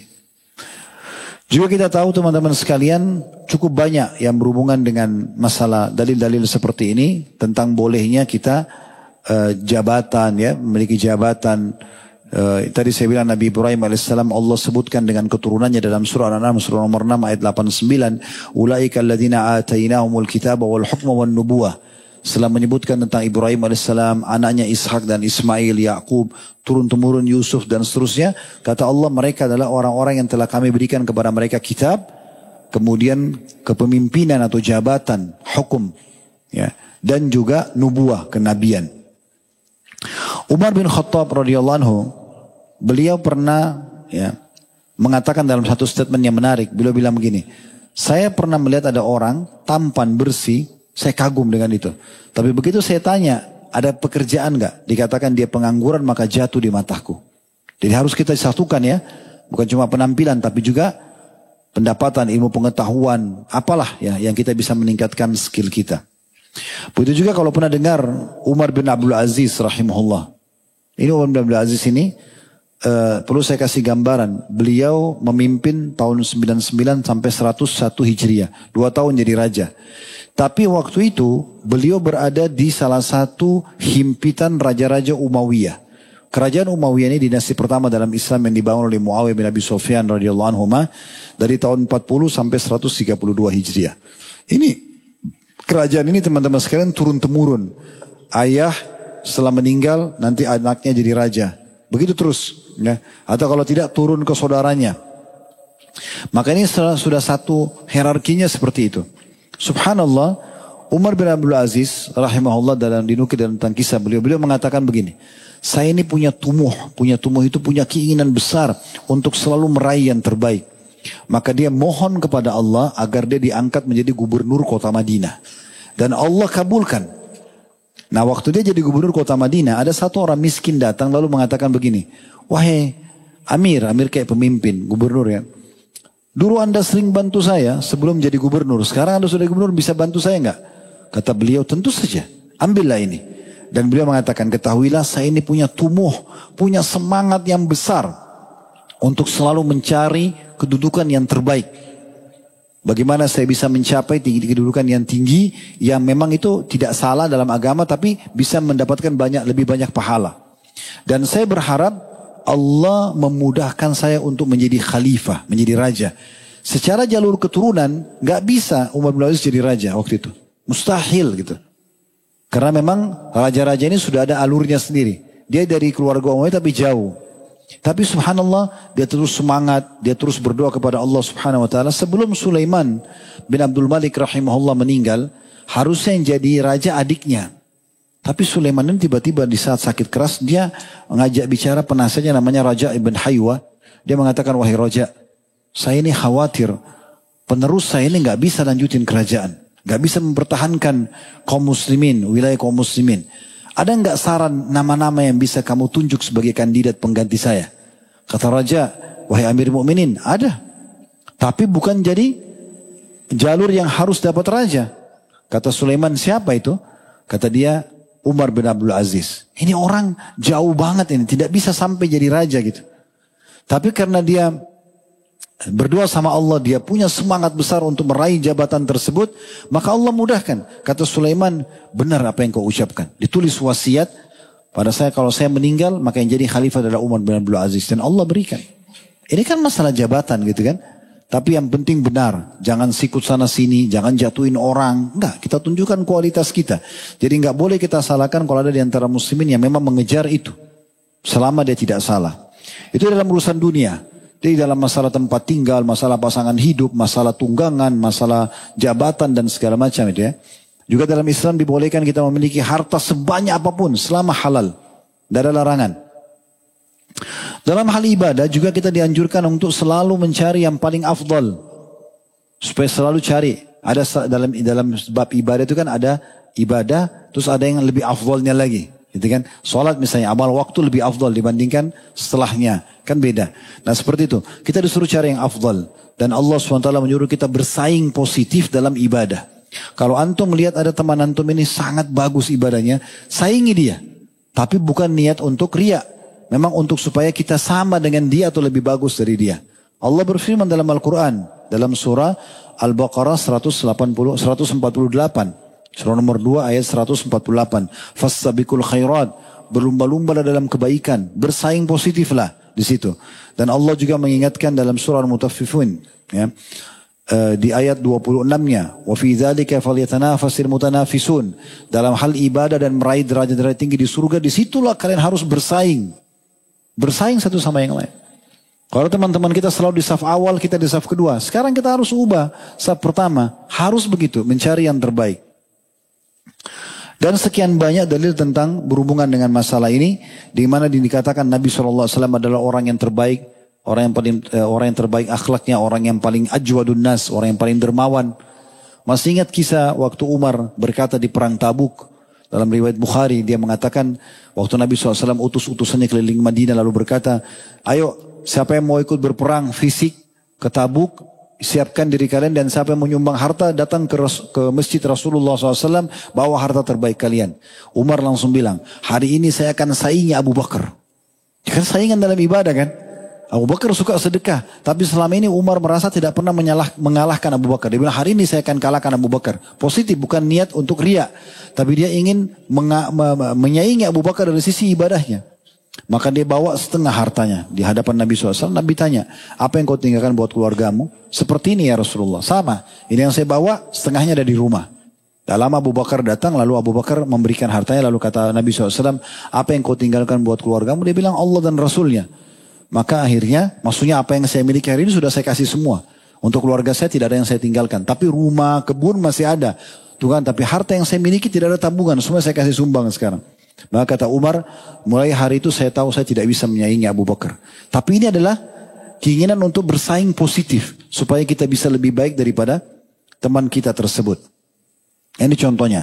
Kisah juga dalam hadis Bukhari tentang Abdullah bin Amr bin As radhiyallahu anhu yang penasaran dengan orang yang Nabi tunjuk akan masuk dari pintu ini ahli surga. Datang orang tidak dikenal. Maksudnya orang tahu wajahnya tapi tidak terlalu banyak yang kenal namanya. Karena dia cuma datang sholat dia pergi lagi. Para sahabat diam. Hari kedua Nabi bilang lagi akan masuk dari pintu ini ahli surga. Orang yang sama sampai 3 hari. Hanya Abdullah bin Amr bin As sengaja menjadi tamu di rumahnya. Kemudian ingin mengetahui bagaimana ibadahnya. Tapi Abdullah bin Amr bin As ini melihat di malam hari orang ini tidak bangun sholat malam. Dia tidur, dia terbangun, terus dia sambil zikir kalau dia terbangun, terus dia tidur lagi. Azan subuh, sebelum subuh, dia bangun, tidak terlalu banyak waktu dia pakai, kemudian dia sholat subuh. Setelah itu, pagi hari juga tidak lihat lagi berpuasa sunnah. Maka dia penasaran, dia tanya, sebenarnya apa yang anda lakukan? Kenapa Rasulullah SAW menjamin buat anda 3 kali surga? Maka kata dia, kalau itu yang kau tanyakan, sesungguhnya aku setiap kali mau tidur selalu membersihkan hatiku dari hasad dan juga memaafkan orang yang pernah berbuat salah padaku. Kata Abdullah bin Amr bin As, itulah yang belum kami miliki.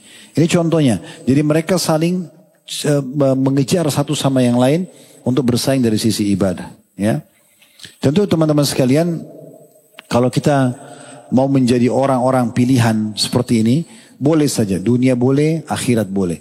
Tapi bahkan ditekankan agar setiap muslim bersaing dalam masalah-masalah positif seperti ini. Bahkan dalam mati, kita ada husnul khatimah. Mengejar yang terbaik pada saat mati. Mati pun disuruh yang terbaik. Ya. Kita tahu bagaimana orang yang meninggal dalam kondisi syahid lebih baik daripada orang yang meninggal biasa misalnya. Ya. Dan cukup banyak sabda Nabi SAW berhubungan dengan masalah itu. Orang kalau mati syahid, semoga Allah karunia kita, itu tidak dimandikan lagi jenazahnya. Ya. Karena dianggap sudah suci. Kalau jenazah selain orang yang mati di medan perang itu masih sudah dimandikan segala macam. Sebagaimana sabda Nabi SAW dalam hadis riwayat Ahmad dan disahihkan hadis ini, la tugassiluhum. Jangan pernah kalian mandikan orang yang mati syahid itu. Fa inna kullu jurhin atau kullu damin. Karena semua luka atau semua darahnya yafuju miskan yaumul qiyamah. Karena akan mengeluarkan bau yang wangi pada hari kiamat. Dalam hadis yang lain riwayat Bukhari kata Nabi SAW, idfunuhum fi dima'ihim. Kubur mereka dengan darah-darah mereka. Punya kelebihan khusus gitu. Boleh tidak disolati. Jenazah yang dikumpulkan di perang Uhud, umumnya tidak Nabi solati, disuruh kuburin saja. Yang disolati cuma Hamzah. Artinya mereka boleh disolati, boleh tidak. Tapi kalau orang biasa disolatin. Untuk didoakan. Tidak akan ditanya lagi. Ya, di kuburannya. Sebagaimana sebagian sahabat mengatakan, ya Rasulullah, kenapa orang-orang mukmin umumnya dikena fitnah pertanyaan malaikat di kuburan, kecuali orang mati syahid? Kata Nabi SAW, cukuplah kilatan pedang yang ada menyambar di atas kepalanya menjadi fitnah buat dia. Gak ada lagi pertanyaan malaikat. Jadi sudah pasti lolos masuk surga. Gitu kan? Itu luar biasa. Kemudian juga dalam hadis yang lain dikatakan untuk syahid itu ada 6 hal yang langsung didapatkan. Diampuni dosanya pada saat pertama jatuh darahnya. Ya, kemudian dia akan diperlihatkan tempatnya di surga. Kemudian akan diselamatkan dari siksa kubur. Diamankan dari kekagetan, keributan ataupun bencana yang besar di hari kiamat nanti di mahsyar. Kemudian juga akan ditaruh di atas kepalanya sebuah mahkota yang satu yakutnya, satu perhiasannya itu lebih baik daripada dunia seluruh isinya. Dinikahkan dengan 72 bidadari atau 2 bidadari. Kemudian dia bisa memberikan syafaat 70 keluarganya. Nah, kalau orang tidak bisa mati syahid dalam kondisi di medan perang, maka dia jangan luput dengan mati-mati syahid yang lain. Karena kata Nabi SAW, ma tu'adduna asyahid minkum, siapa saja orang mati syahid di antara kalian, menurut kalian apa siapa saja mereka? Kata para sahabat, ya Rasulullah, man qutila fi sabilillah fa huwa syahid. Orang yang terbunuh di medan perang itu yang mati syahid. Kata Nabi SAW, qala inna syuhada ummati idzan laqalil. Kalau begitu sedikit sekali orang mati syahid dari umatku. Qala faman hum ya Rasulullah? Para sahabat bertanya, siapa saja mereka ya Rasulullah? Selain terbunuh di medan perang ada lagi yang mati syahid? Kata Nabi SAW, iya. Di antaranya kata Nabi SAW, "Wa man qutila fi sabilillah fahuwa syahid." Siapa yang terbunuh di jalan Allah maka dia syahid. "Wa man mata fi sabilillah fahuwa syahid." Siapa yang mati sementara lagi di jalan Allah. Kalau yang pertama tadi terbunuh, dia keluar medan perang, terbunuh. Kalau yang kedua, "Man mata fi sabilillah." Kayak orang lagi keluar menuntut ilmu begini, orang lagi pergi haji dan umrah, orang lagi silaturahim keluarga, terus meninggal. Datang aja di tengah jalan, itu juga mati syahid. Kemudian, "Wa man mata fit ta'uni fahuwa syahid." Siapa yang meninggal karena kena ta'un, wabah. Asalnya wabah pes, tapi fatwa ulama di corona kemarin semua wabah yang menyebar, kalau orang mati termasuk mati syahid. Yang kelima, "Wa man mata," atau yang keempat, "Wa man mata fil batni fahuwa syahid." Siapa yang meninggal karena penyakit perut, apa saja syahid. "Wal ghariqu syahid." Dan orang yang tenggelam juga mati syahid. Hadis ini riwayat Muslim. Dalam riwayat lain kata Nabi SAW, "Asyhadatu sab'un siwal qatl fi sabilillah." Mati syahid itu ada 7 selain mati di medan perang. Al-mat'unu syahid, orang yang kena wabah mati syahid. Wal ghariqu syahid, orang yang tenggelam adalah mati syahid. Wa sahibul jambi syahid, orang yang meninggal kena penyakit lambung, apapun sifatnya, lambungnya yang bermasalah, syahid. Wal mabtunu syahid, orang yang kena penyakit perut, syahid. Wa sahibul hariq syahid, orang yang kebakaran juga mati syahid. Walladhi yamutu tahtal habni syahid, orang yang kena reruntuhan bangunan juga mati syahid. Wal mar'atu tamutu bijum'in syahid, dan perempuan yang meninggal lagi melahirkan dia juga mati syahid. Hadis riwayat Abu Daud. Cuma ulama merincikan perbedaan dasar antara orang yang mati syahid di medan perang dengan orang yang mati syahid tadi yang sudah kita sebutkan. Kalau yang selain mati di medan perang tetap harus dimandikan, tetap harus dikafani, tetap disolati, gitu kan. Dan keutamaan-keutamaan tadi yang masalah orang dinikahkan dengan 70 bidadari, memberikan syafaat 70 keluarganya, ini kemungkinan khusus bagi orang yang mati di medan perang. Begitu juga dengan di mahsyar, kita disuruh menjadi orang yang terpilih, ya, supaya kita masuk dalam naungan Allah, di bawah tidak ada naungan kecuali naungan Allah Subhanahu wa taala. Begitu juga melewati sirat. Sirat itu lebih tipis dari rambut, lebih tajam dari pedang. Dan licin sekali. Jaraknya jauh sekali. Membentangkan di atas neraka, di sana surga. Kita melewatin sirat, semua kita pasti melewatin. Dalam surah Qaf kata Allah Subhanahu wa taala, "Ma minkum illa wariduha." Tidak ada seorang pun dari kalian kecuali pasti melewatin, ya, sirat itu. Nah, sekarang ada orang yang betul-betul pilihan di sini. Kita harusnya menjadikan sebagai target kita. Kelebihan seorang muslim, kita disuruh untuk menjadi orang yang terbaik, memiliki pakaian, menikmati makanan, kendaraan, rumah, pasangan hidup yang terbaik di dunia. Di akhirat juga tetap kejar yang terbaik. Kalau orang-orang kafir cuma di dunia saja batasannya. Kalau kita tidak, dunia dan akhirat. Di akhirat pun begitu. Sampai kita melewatin sirat. Kata Nabi SAW, orang yang pertama melewati sirat, ini yang paling VIP ini, ya. Itu adalah orang-orang yang lewat seperti kedipan mata. Dalam riwayat lain seperti kilat, sangat cepat. Lalu ada orang yang seperti menunggangi kuda, seperti berlari, ada yang seperti burung yang terbang dan seterusnya. Dan ada orang yang jalan didorong oleh amalnya, tapi karena amalnya habis maka dia merangkak. Dan dia luka-luka sampai dia lolos. Jadi ada pilihan, harus mencari orang yang terbaik. Begitulah Islam mengajarkan kita. Begitu juga tentang masalah yang terakhir, masalah surga misalnya. Ya. Juga begitu, surga punya derajat-derajat yang sangat tinggi. Ya. Yang perlu kita garis bawahi teman-teman sekalian, penyesalan nanti, salah satu nama hari kiamat adalah Yaumul Hasrah, hari penyesalan. Ini ada 3 golongan yang menyesal. Golongan pertama adalah orang kafir, orang musyrik, orang munafik. Ini menyesal kenapa mereka tidak beriman. Ini sudah tidak ada khilaf di situ.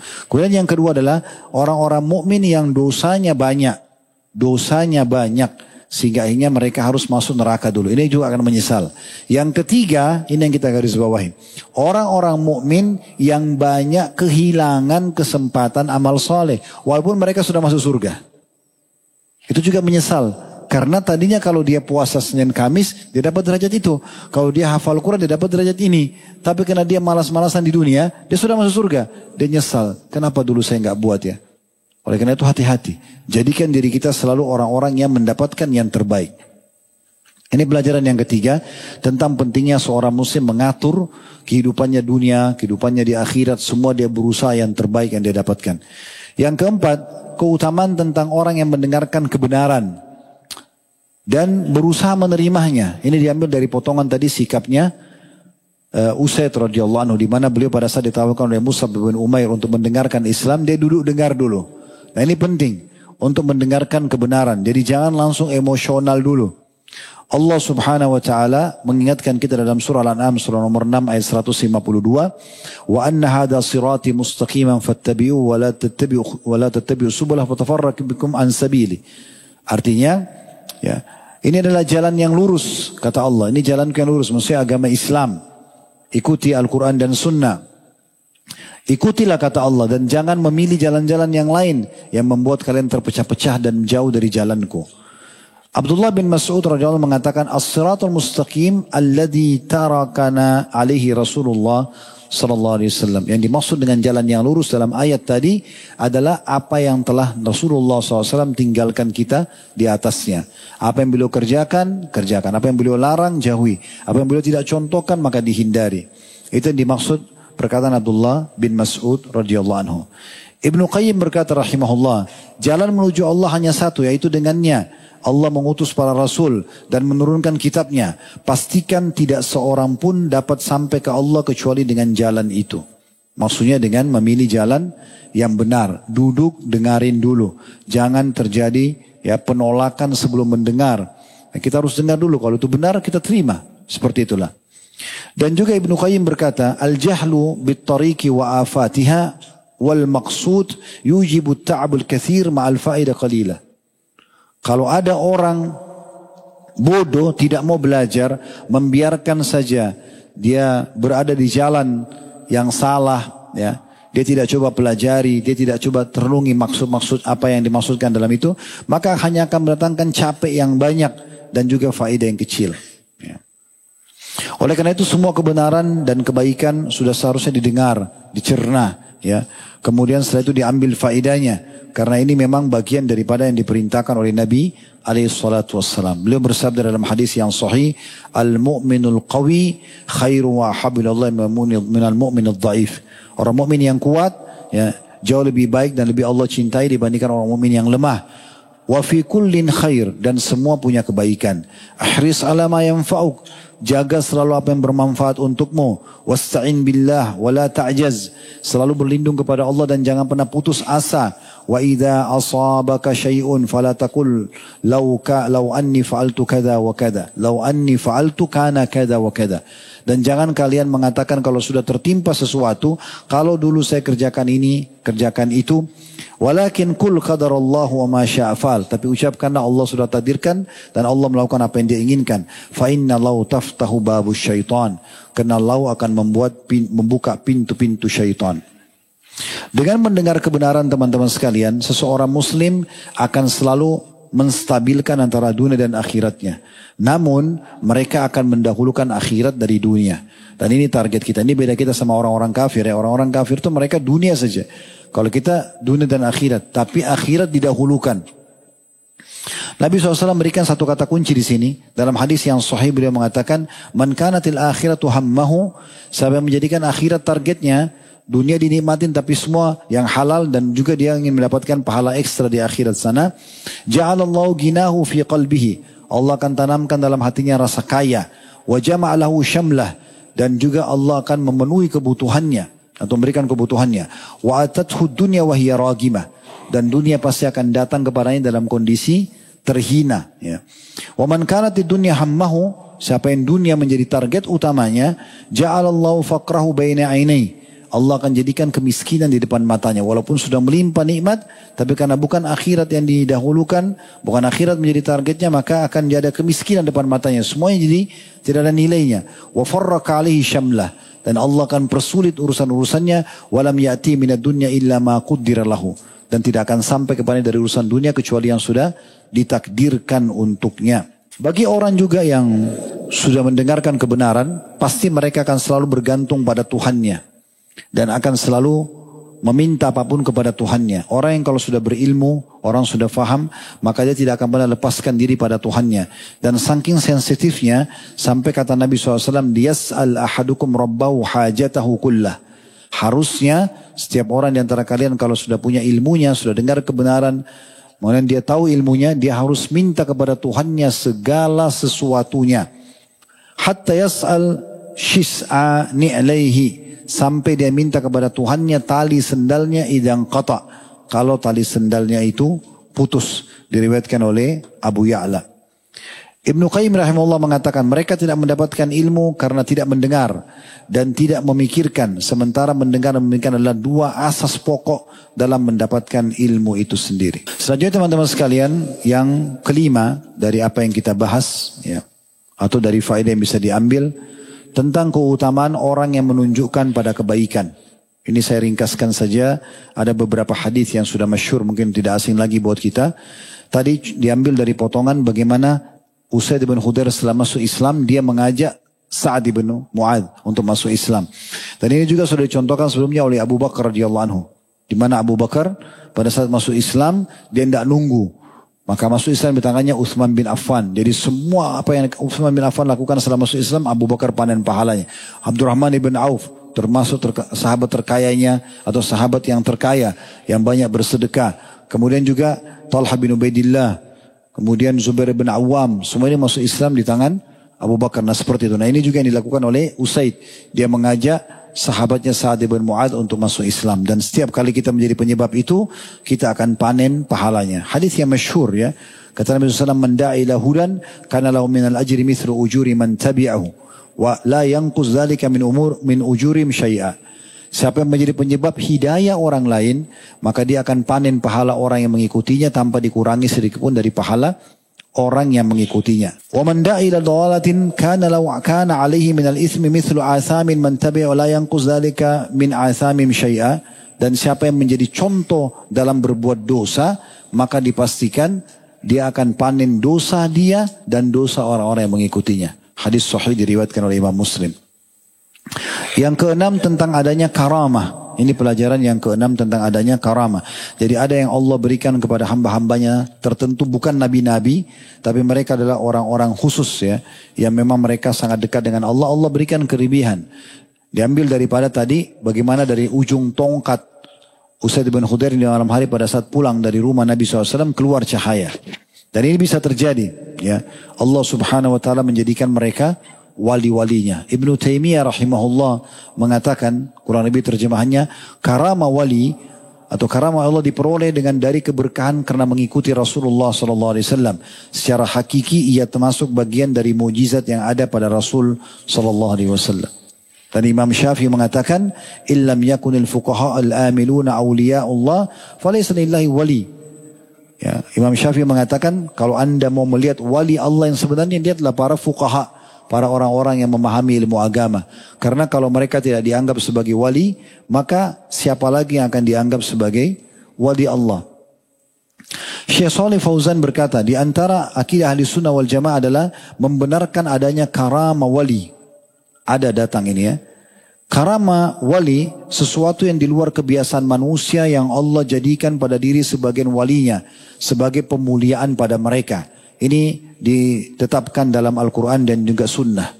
Namun di zaman sekarang banyak orang yang terjerumus dalam kesesatan dengan cara mereka menganggap perdukunan, sihir syaitan dan dajjal karamah. Padahal perbedaannya sangat jelas. Ini kata Syekh Shalih Fauzan. Beliau mengatakan Allah jadikan, kalau karamah Allah jadikan pada diri orang-orang soleh. Sedangkan sihir dan perdukunan dijadikan di tangan para penyihir dalam menyesatkan manusia dan meraup harta mereka. Karamah terjadi karena ketaatan kepada Allah, sementara sihir terjadi karena kekufuran dan juga kemaksiatan. Karamah yang paling tinggi adalah istiqomahnya seseorang pada agama.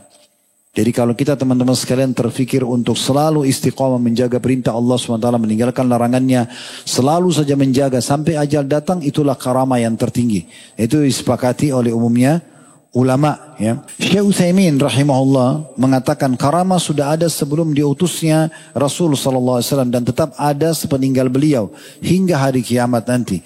Karamah terjadi pada wali yang saleh, lurus agamanya, menjalankan hak Allah juga hak-hak hambanya. Jika terlihat sesuatu yang menyerupai karamah dari seorang dukun, pastikan itu dari syaitan. Sementara tadi saya bilang karamah yang tertinggi adalah istiqomah.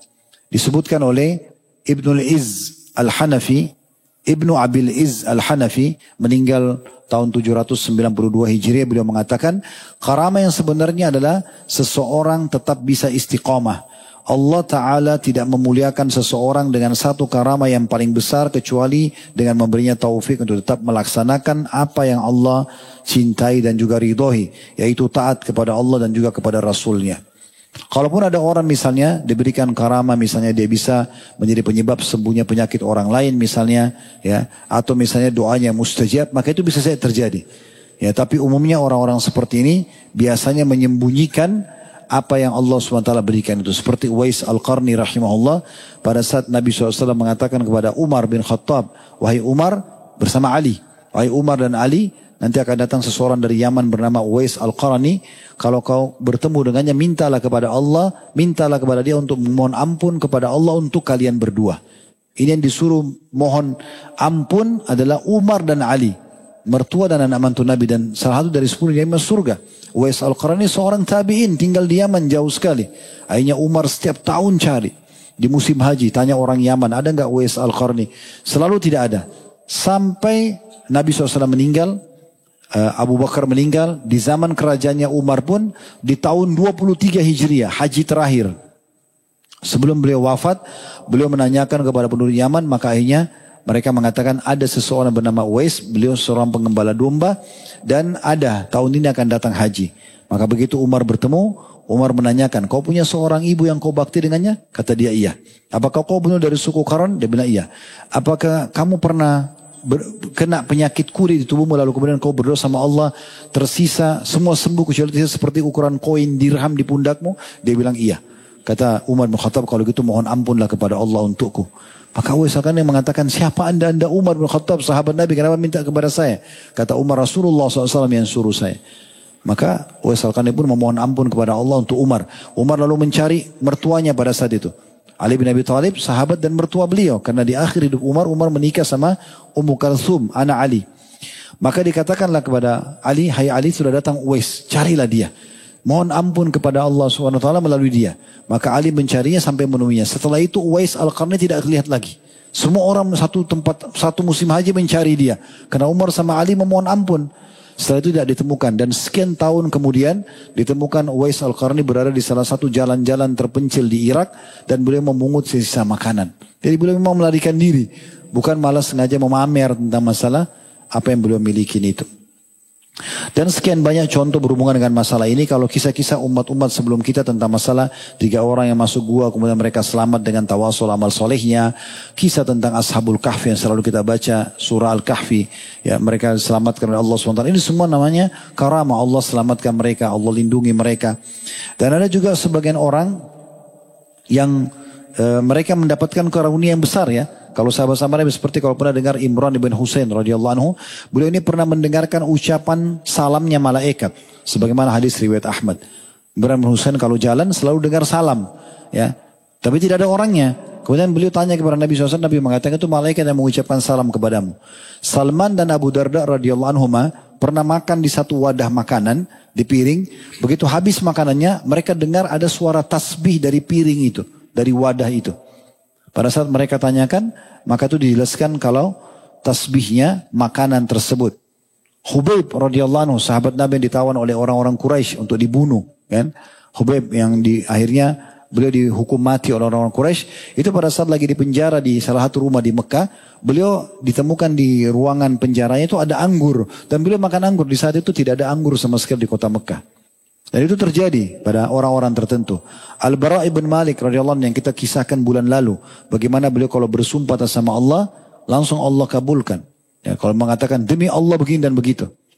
Pernah dengar Sa'ad ibn Abi Waqqas, terkenal dengan mustajab doa, ya. Sampai setiap orang sangat takut kalau diancam dengan doanya Sa'ad radhiyallahu anhu, dan beliau memohon kepada Allah diberikan kemenangan untuk kaum muslimin pada saat menyerang Persia. 30.000 pasukan itu melawan 250.000 pasukan dan menang dengan izin Allah Subhanahu wa taala. Ini semua termasuk karamah-karamah. Hasan Basri rahimahullah disebutkan dalam kitab Karamatil Aulia, beliau pernah diganggu oleh seseorang dan tidak pernah berhenti orang ini ganggu. Selalu dinasihati untuk berhenti, tidak mau dengar. Hasan Basri langsung mohon kepada Allah agar mewafatkan orang itu, maka wafat seketika. Itu bisa terjadi, gitu kan, kepada orang-orang tertentu. Dan Ibnu Taimiyah menukil sebuah kisah sebagai penutup di poin ini dari kitabnya Al-Furqan Baina Auliya Ar-Rahman wa Auliya Syaitan, perbedaan dasar antara wali-wali Allah dengan wali-wali syaitan. Beliau menyebutkan ada satu orang dari suku An-Nakhai, ditukil kisahnya, orang sangat soleh sama Allah, dekat sama Allah SWT. Di tengah jalan keledainya meninggal dunia. Maka dia pun wudhu, dia sholat 2 rakaat, dia mohon kepada Allah SWT agar dimudahkan jalannya. Allah hidupkan kembali keledainya, kemudian dia bisa tunggangi untuk jalan. Dan sekian banyak hal-hal yang berhubungan dengan seperti ini yang sudah dijelaskan oleh para ulama. Tapi ini bukan mustahil terjadi pada orang-orang tertentu sebagaimana sudah kita jelaskan tadi. Ini yang keenam teman-teman sekalian. Yang ketujuh tentang keutamaan membaca Al-Quran dan kedudukannya. Ini kita jelaskan poin-poin pentingnya saja. Al-Quran kita perlu tahu dia bukanlah tulisan seorang profesor, bukanlah juga ya tulisan seorang penulis novel yang terkenal bestseller, bukan. Ini kalamullah, ini perkataan Allah Subhanahu wa taala. Semua dalamnya ada. Kita ingin kisah umat sebelum kita ada. Kita ingin tanya hukum-hukum ada. Kita ingin menanyakan tentang apa yang terjadi di masa akan datang ada. Bahkan sampai ke surga dan neraka semuanya ada. Ini buku yang sangat lengkap dan sangat suci. Dan Allah Subhanahu wa taala menjelaskan tentang dahsyatnya Al-Quran ini. Direnungi baik-baik surah Ar-Ra'd surah nomor 13 ayat 31. Ini ayat yang paling dahsyat tentang Al-Quran. Ar-Ra'd surah nomor 13 ayat 31. Kata Allah Subhanahu wa taala, "Walau anna Qur'anan suyirat bihil jibalu au qutti'at bihil ardu au kullima bihil mauta." Andai saja ada kitab suci yang bisa membuat gunung-gunung itu hancur tergoncang dan bumi itu terbelah serta orang mati bisa bicara, itu adalah Al-Quran. Jadi bukan cuma sekedar tulisan, oh kita kenal Al-Quran, oh rujukan umat Islam, bukan. Ini ada sesuatu yang sangat dahsyat di situ. Coba teman-teman sekalian baca, renungi baik-baik, tadabburi dengan tenang, ya yakini isinya, Allah akan datangkan keajaiban dalam hidup kita. Dan juga Allah mengingatkan ya, dalam Al-Quran, dalam surah Al-Hashr, ya.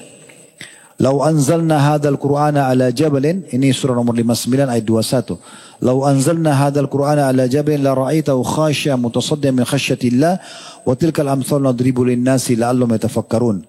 Kalau sekiranya kami turunkan Al-Quran ini kepada gunung, pasti kamu akan melihatnya tunduk terpecah belah disebabkan karena ketakutannya pada Allah. Dan perumpamaan ini sudah kami buatkan untuk manusia supaya mereka berfikir. Setiap ayat Al-Quran teman-teman sekalian berisikan ilmu yang dalam, makna yang luas. Juga penyebab utama bertambahnya iman. Artinya kita makin dekat dengan Allah SWT, makin yakin. Jadi jangan pernah ditinggalkan. Buat satu simbol dalam hidup kita, tidak ada hari tanpa membaca Al-Quran. Makanya Nabi SAW motivasi para sahabat untuk mengkhatamnya. Ada yang 3 hari tamat, ada yang 7 hari tamat. Maksimal di antara mereka 40 hari sekali tamat, mengkhatam lalu mengulanginya. Dan di sini bukan berarti kita buru-buru untuk mengkhatamnya, tidak. Sambil kita renungi maknanya.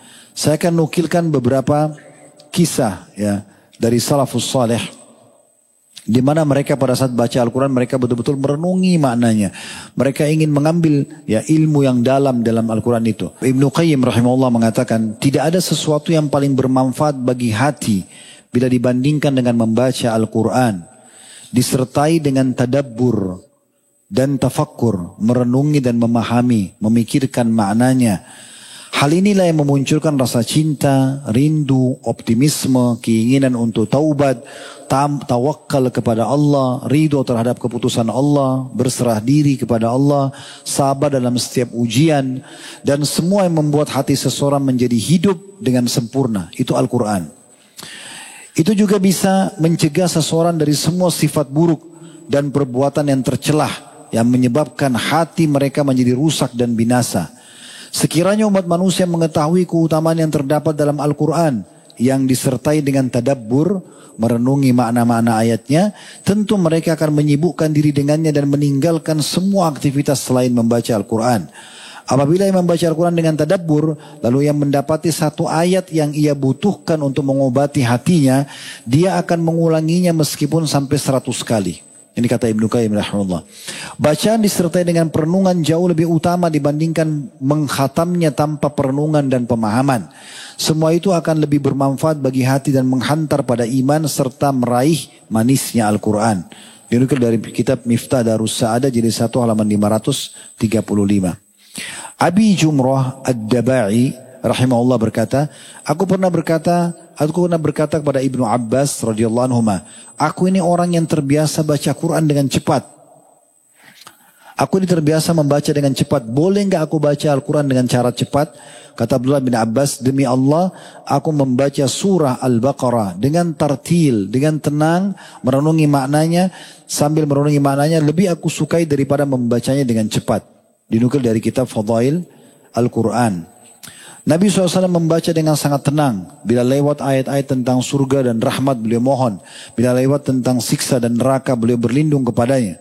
Abi Dzar radhiyallahu anhu mengatakan Nabi SAW pernah bangun sholat malam dan membaca satu ayat sampai pagi.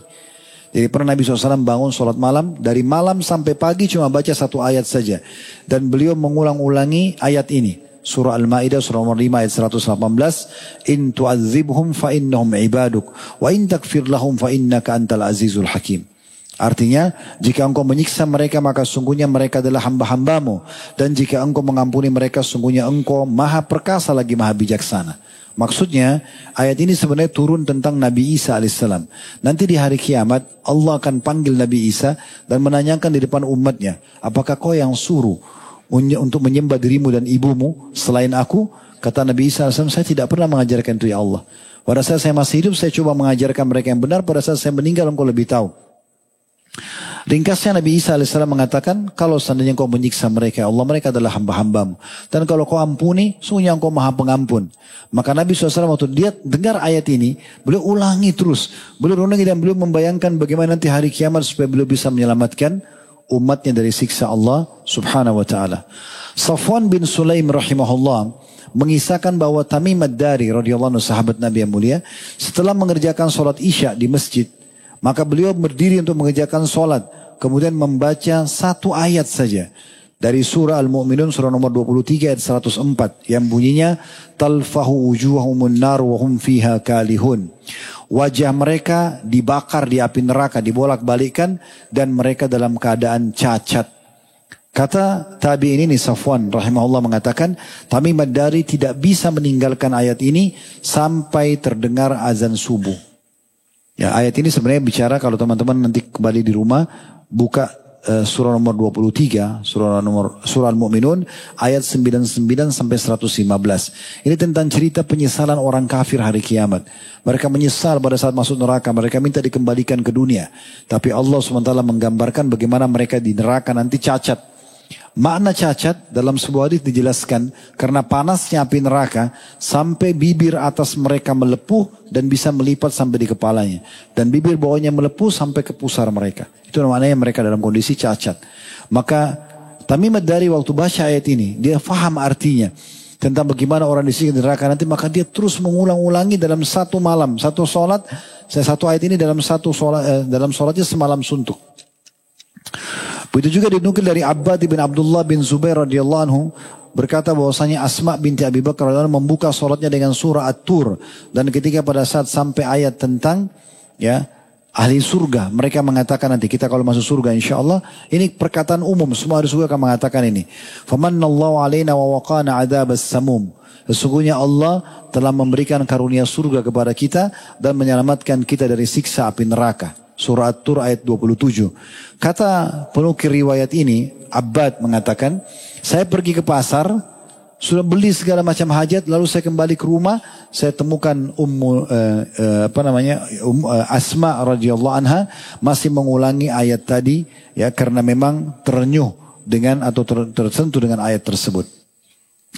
Al-Qasim bin Abi Ayyub rahimahullah berkata, aku pernah mendengar Sa'id bin Jubair, ini salah satu tabi'in yang masyhur yang dibunuh oleh Hajjaj rahimahullah, mengulang-ulangi ayat ini sampai 20 kali.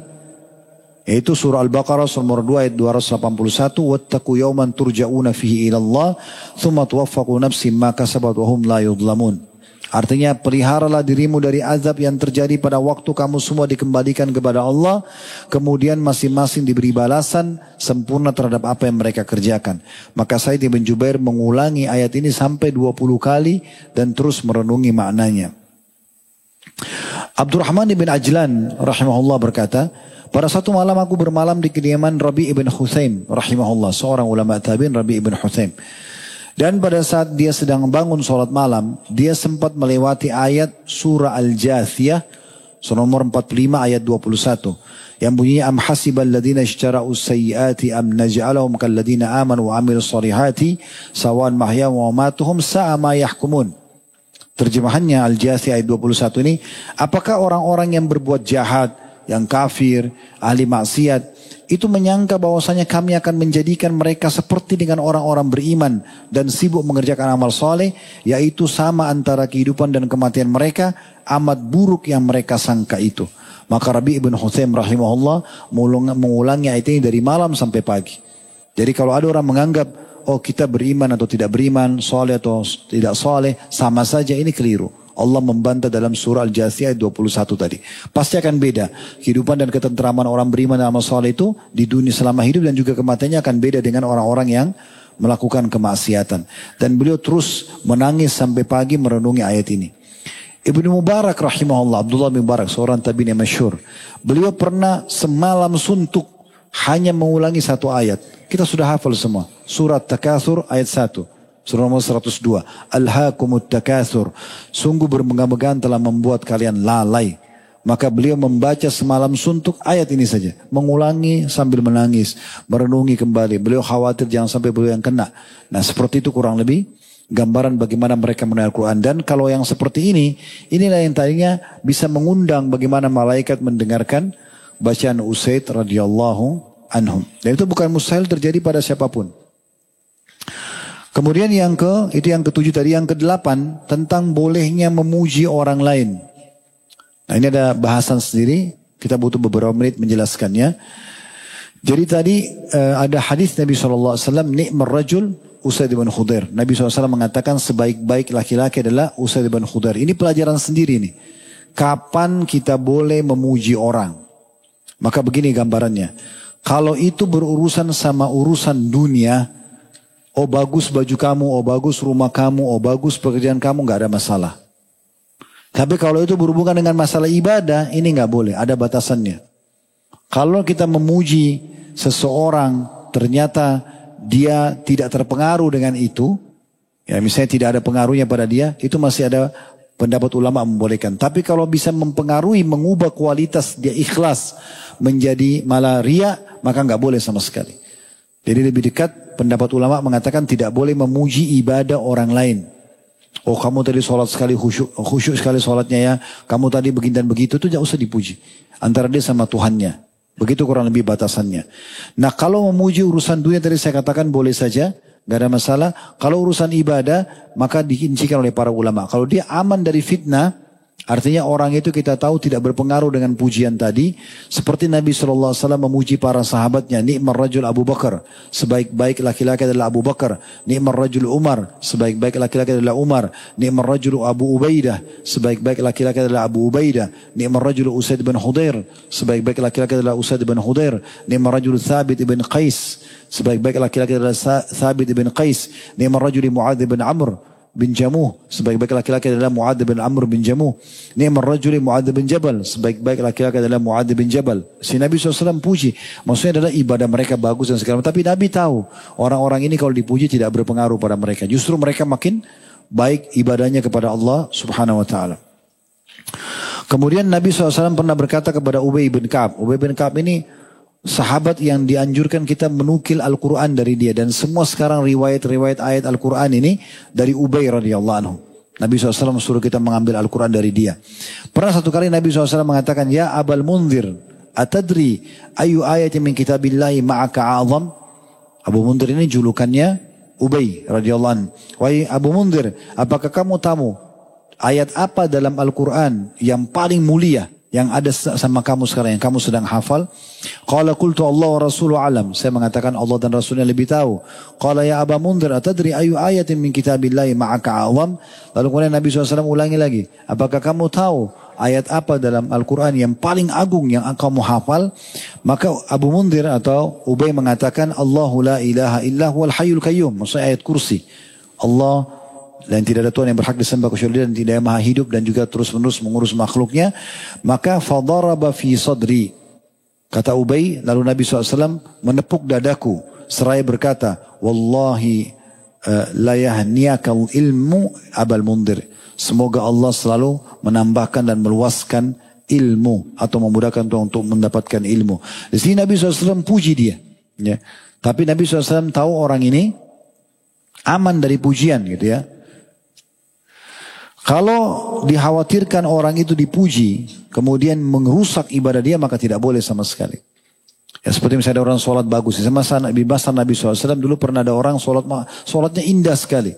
Ada orang di sebelah Nabi bilang begini, orang itu bagus sekali sholatnya. Kata Nabi SAW, jangan kau perdengarkan sama dia, maka engkau akan membinasakannya. Tidak boleh sama sekali. Nah kalau ada orang kerjanya cuma muji-muji aja, ya, disilakan dengan maddahin. Semua orang dipuji sama dia. Ya. Maka orang-orang seperti ini tidak boleh dibiarkan.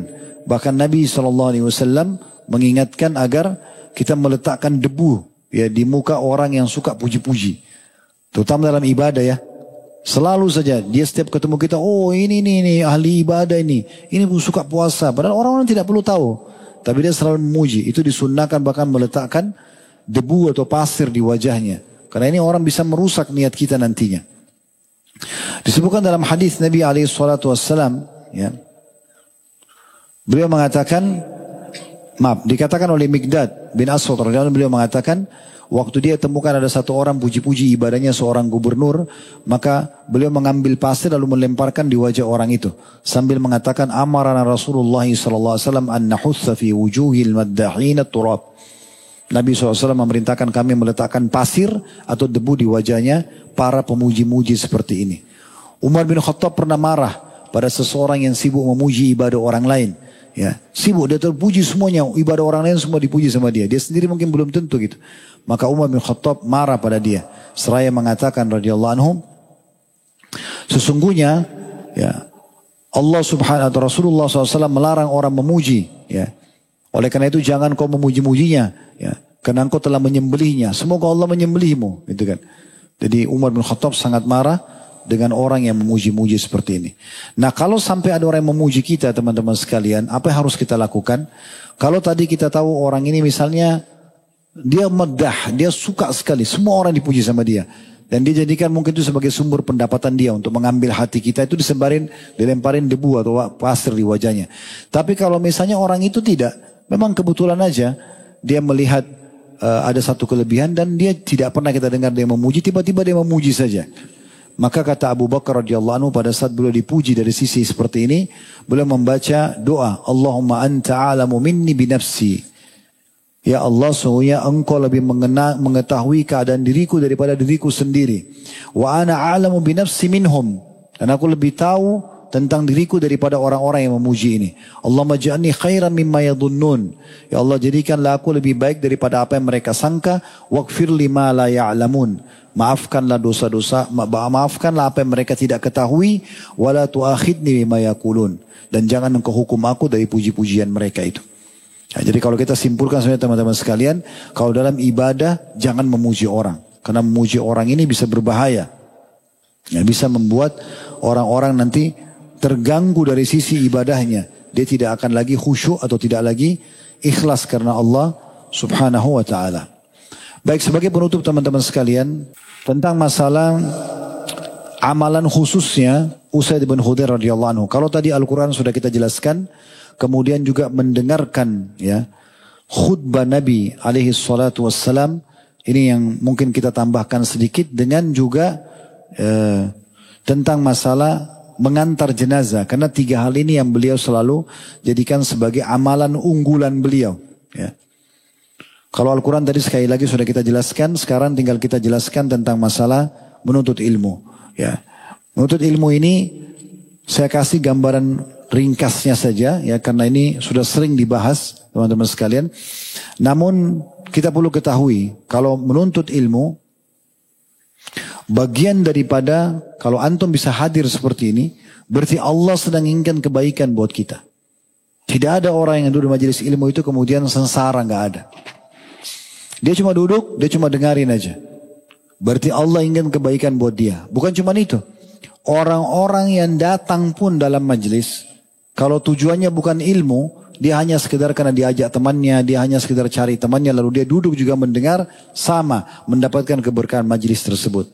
Makanya di zaman Nabi SAW pernah ada orang datang nyari temannya dalam majelis Nabi SAW.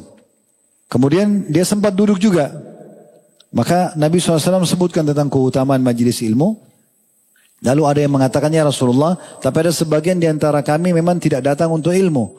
Kata Nabi SAW, mereka yang duduk di majelis ilmu itu adalah orang-orang yang duduk tidak akan merugikan siapapun yang mereka bawa atau yang datang karena mereka. Maksudnya tetap akan mendapatkan faedahnya. Dan hadis Nabi SAW masyhur, "Man yuridillahu bihi khairan yufaqihu fid din." Siapa yang Allah inginkan kebaikan untuknya, maka pasti Allah akan fakihkan di dalam agama. Dan tidak mungkin kita fakih tanpa kita belajar. Tanpa kita belajar, gak mungkin. Begitu juga dengan luar biasanya, ya, hadis-hadis Nabi SAW cukup banyak, ya, tentang masalah orang-orang yang mengajar kebaikan itu akan dimohon ampunkan untuknya semua yang di langit, semua yang di bumi, bahkan semut di lubangnya, bahkan juga ikan-ikan besar di lautan, ya. Semua itu akan didapatkan oleh para penuntut ilmu. Dan sebagian ulama menitik belakang mengatakan, ketahuilah pena yang dipakai untuk menulis, tinta pena yang dipakai menulis oleh para ulama lebih afdal daripada darahnya para syuhada. Lebih afdal daripada darahnya para syuhada. Kenapa? Karena seorang alim bisa memotivasi 1000 orang untuk mati syahid. Bisa membuat 1000 orang miskin yang sabar dengan ilmunya. Tapi belum tentu orang yang mati syahid bisa menyelamatkan semua orang-orang ini, gitu kan? Ya seperti itu. Dan sekian banyak, ya, faedah-faedah daripada menuntut ilmu itu sendiri. Mungkin tidak bisa kita sebutkan semua, tapi intinya teman-teman sekalian, jangan pernah lowongkan hari kecuali dengan ilmu, karena dengan ilmu ini kita pasti akan mulia dunia dan mulia akhirat. Saya tutup di poin ini dengan kejadian Abu Yusuf rahimahullah, seorang murid Abu Hanifah. Beliau pernah dipanggil oleh khalifah di masanya dia untuk makan. Makanan ini kebetulan makan kerajaan. Kacang-kacangan sama adonan gandum dicampur dengan kismis, dengan macam-macam gitu ya. Dan ini makanan mahal, cuma raja-raja saja yang makan. Subhanallah, Abu Yusuf dipanggil, waktu dia sudah jadi ulama besar muslimin, ya. Dan dia hidup di masanya Imam Syafi'i dan Imam Ahmad, sampai terkenal murid-muridnya nyebar di mana-mana. Kemudian dia dipanggil oleh khalifah, dia duduk di sebelah singgasananya. Pada saat dihidangkan makanan yang mewah tadi, Abu Yusuf lalu tiba-tiba tersenyum. Sambil melihat singgasananya raja, dia lihat raja di sebelahnya, dia lihat juga makanan yang mewah ini. Kata khalifah, kenapa Anda tersenyum? Dia bilang, saya tiba-tiba teringat guru saya Abu Hanifah. Dulu waktu awal saya belajar sama dia, saya masih biasa sekali. Masih belajar, belum tahu apa-apa, masih awal-awal belajar. Maka Abu Hanifah melihat keseriusan saya dalam belajar, maka dia mengatakan, wahai Abu Yusuf, sabarlah. Sesungguhnya kalau engkau betul-betul tekuni ilmu ini, maka engkau akan duduk di majelis-majelisnya para raja, dan engkau akan memakan makanan kesukaan mereka. Maka Abu Yusuf mengatakan, sekarang Allah SWT buktikan saya, atau buktikan untuk saya ini. Ini teman-teman sekalian, dan yang terakhir kita tutup dengan masalah mengantar jenazah, yang merupakan salah satu kegiatan favorit, itu ibadah terbaik yang dipilih oleh Usaid radhiyallahu anhum. Di poin ini mungkin teman-teman tidak asing lagi hadis Nabi SAW. Kata beliau, siapa yang mengantar jenazah, mensolati jenazah sampai pemakamannya, maka dia akan dapat 2 qirot, dan 1 qirotnya seperti gunung Uhud. Dan siapa yang mensolati jenazah lalu dia pulang sebelum dimakamkan, maka dia akan dapat 1 qirot saja, 1 gunung. Sekarang pertanyaan sederhana teman-teman. Kalau sudah tahu sholat jenazah, alhamdulillah. Tapi sholat jenazah ini cuma 4 kali takbir. Nggak ada ruku, nggak ada sujud, nggak ada iftitah, nggak ada surah. Takbir pertama Allah Akbar, Al-Fatihah saja. Setelah itu takbir yang kedua baca salawat Ibrahim, ini baca pada saat tahiyat. Takbir ketiga mendoakan mayit. Takbir keempat salam. Sebagian ulama ada yang menambahkan kalau mau doakan diri sendiri bisa saja. Ini sholat yang paling ringan, sholat jenazah. Tapi bayangkan pahalanya, kalau sholat jenazah, ya, maka dapat 1 qirot, seperti 1 gunung Uhud pahalanya. Hanya hitungan menit. Dan kalau diantar sampai dimakamkan dapat 1 gunung lagi. Pertanyaan sederhana, kenapa Allah memberikan pahala sebesar ini bagi orang yang sholat jenazah dan mengantar jenazah? Ulama menyebutkan rahasianya, mengatakan karena Allah menginginkan setiap hambanya menyadari tentang kematian itu. supaya mereka ikut sholat, mereka ikut menguburkannya. Jadi dijanji pahala yang besar. Andai saya tidak dijanji pahala seperti ini, mungkin orang tidak sholat. Sekarang aja pahala besar begini masih banyak orang yang tidak sholat. Masih banyak orang yang tidak ngantar jenazah. Padahal ini sebenarnya untuk tujuannya supaya mengingatkan kita tentang kematian. Kalau orang yang kamu sholatin sekarang, orang yang dimakamkan sekarang dimasukkan liang lahat adalah manusia seperti kamu, toh juga kamu akan menyusul mereka. Oleh karena itu, Usaid radhiyallahu anhu sangat senang sekali. Kalau bukan baca Quran, direnungi makna-maknanya seperti makna tadabbur, atau dia mendengarkan majelis ilmu Nabi SAW, sibuk dengarin aja terus. Apa yang dia bisa ambil faedah, atau mengantar jenazah. Ini 3 perbuatan yang merupakan unggulan mereka atau unggulan beliau mengatakan saya tidak ingin ya berada di kegiatan yang lainnya.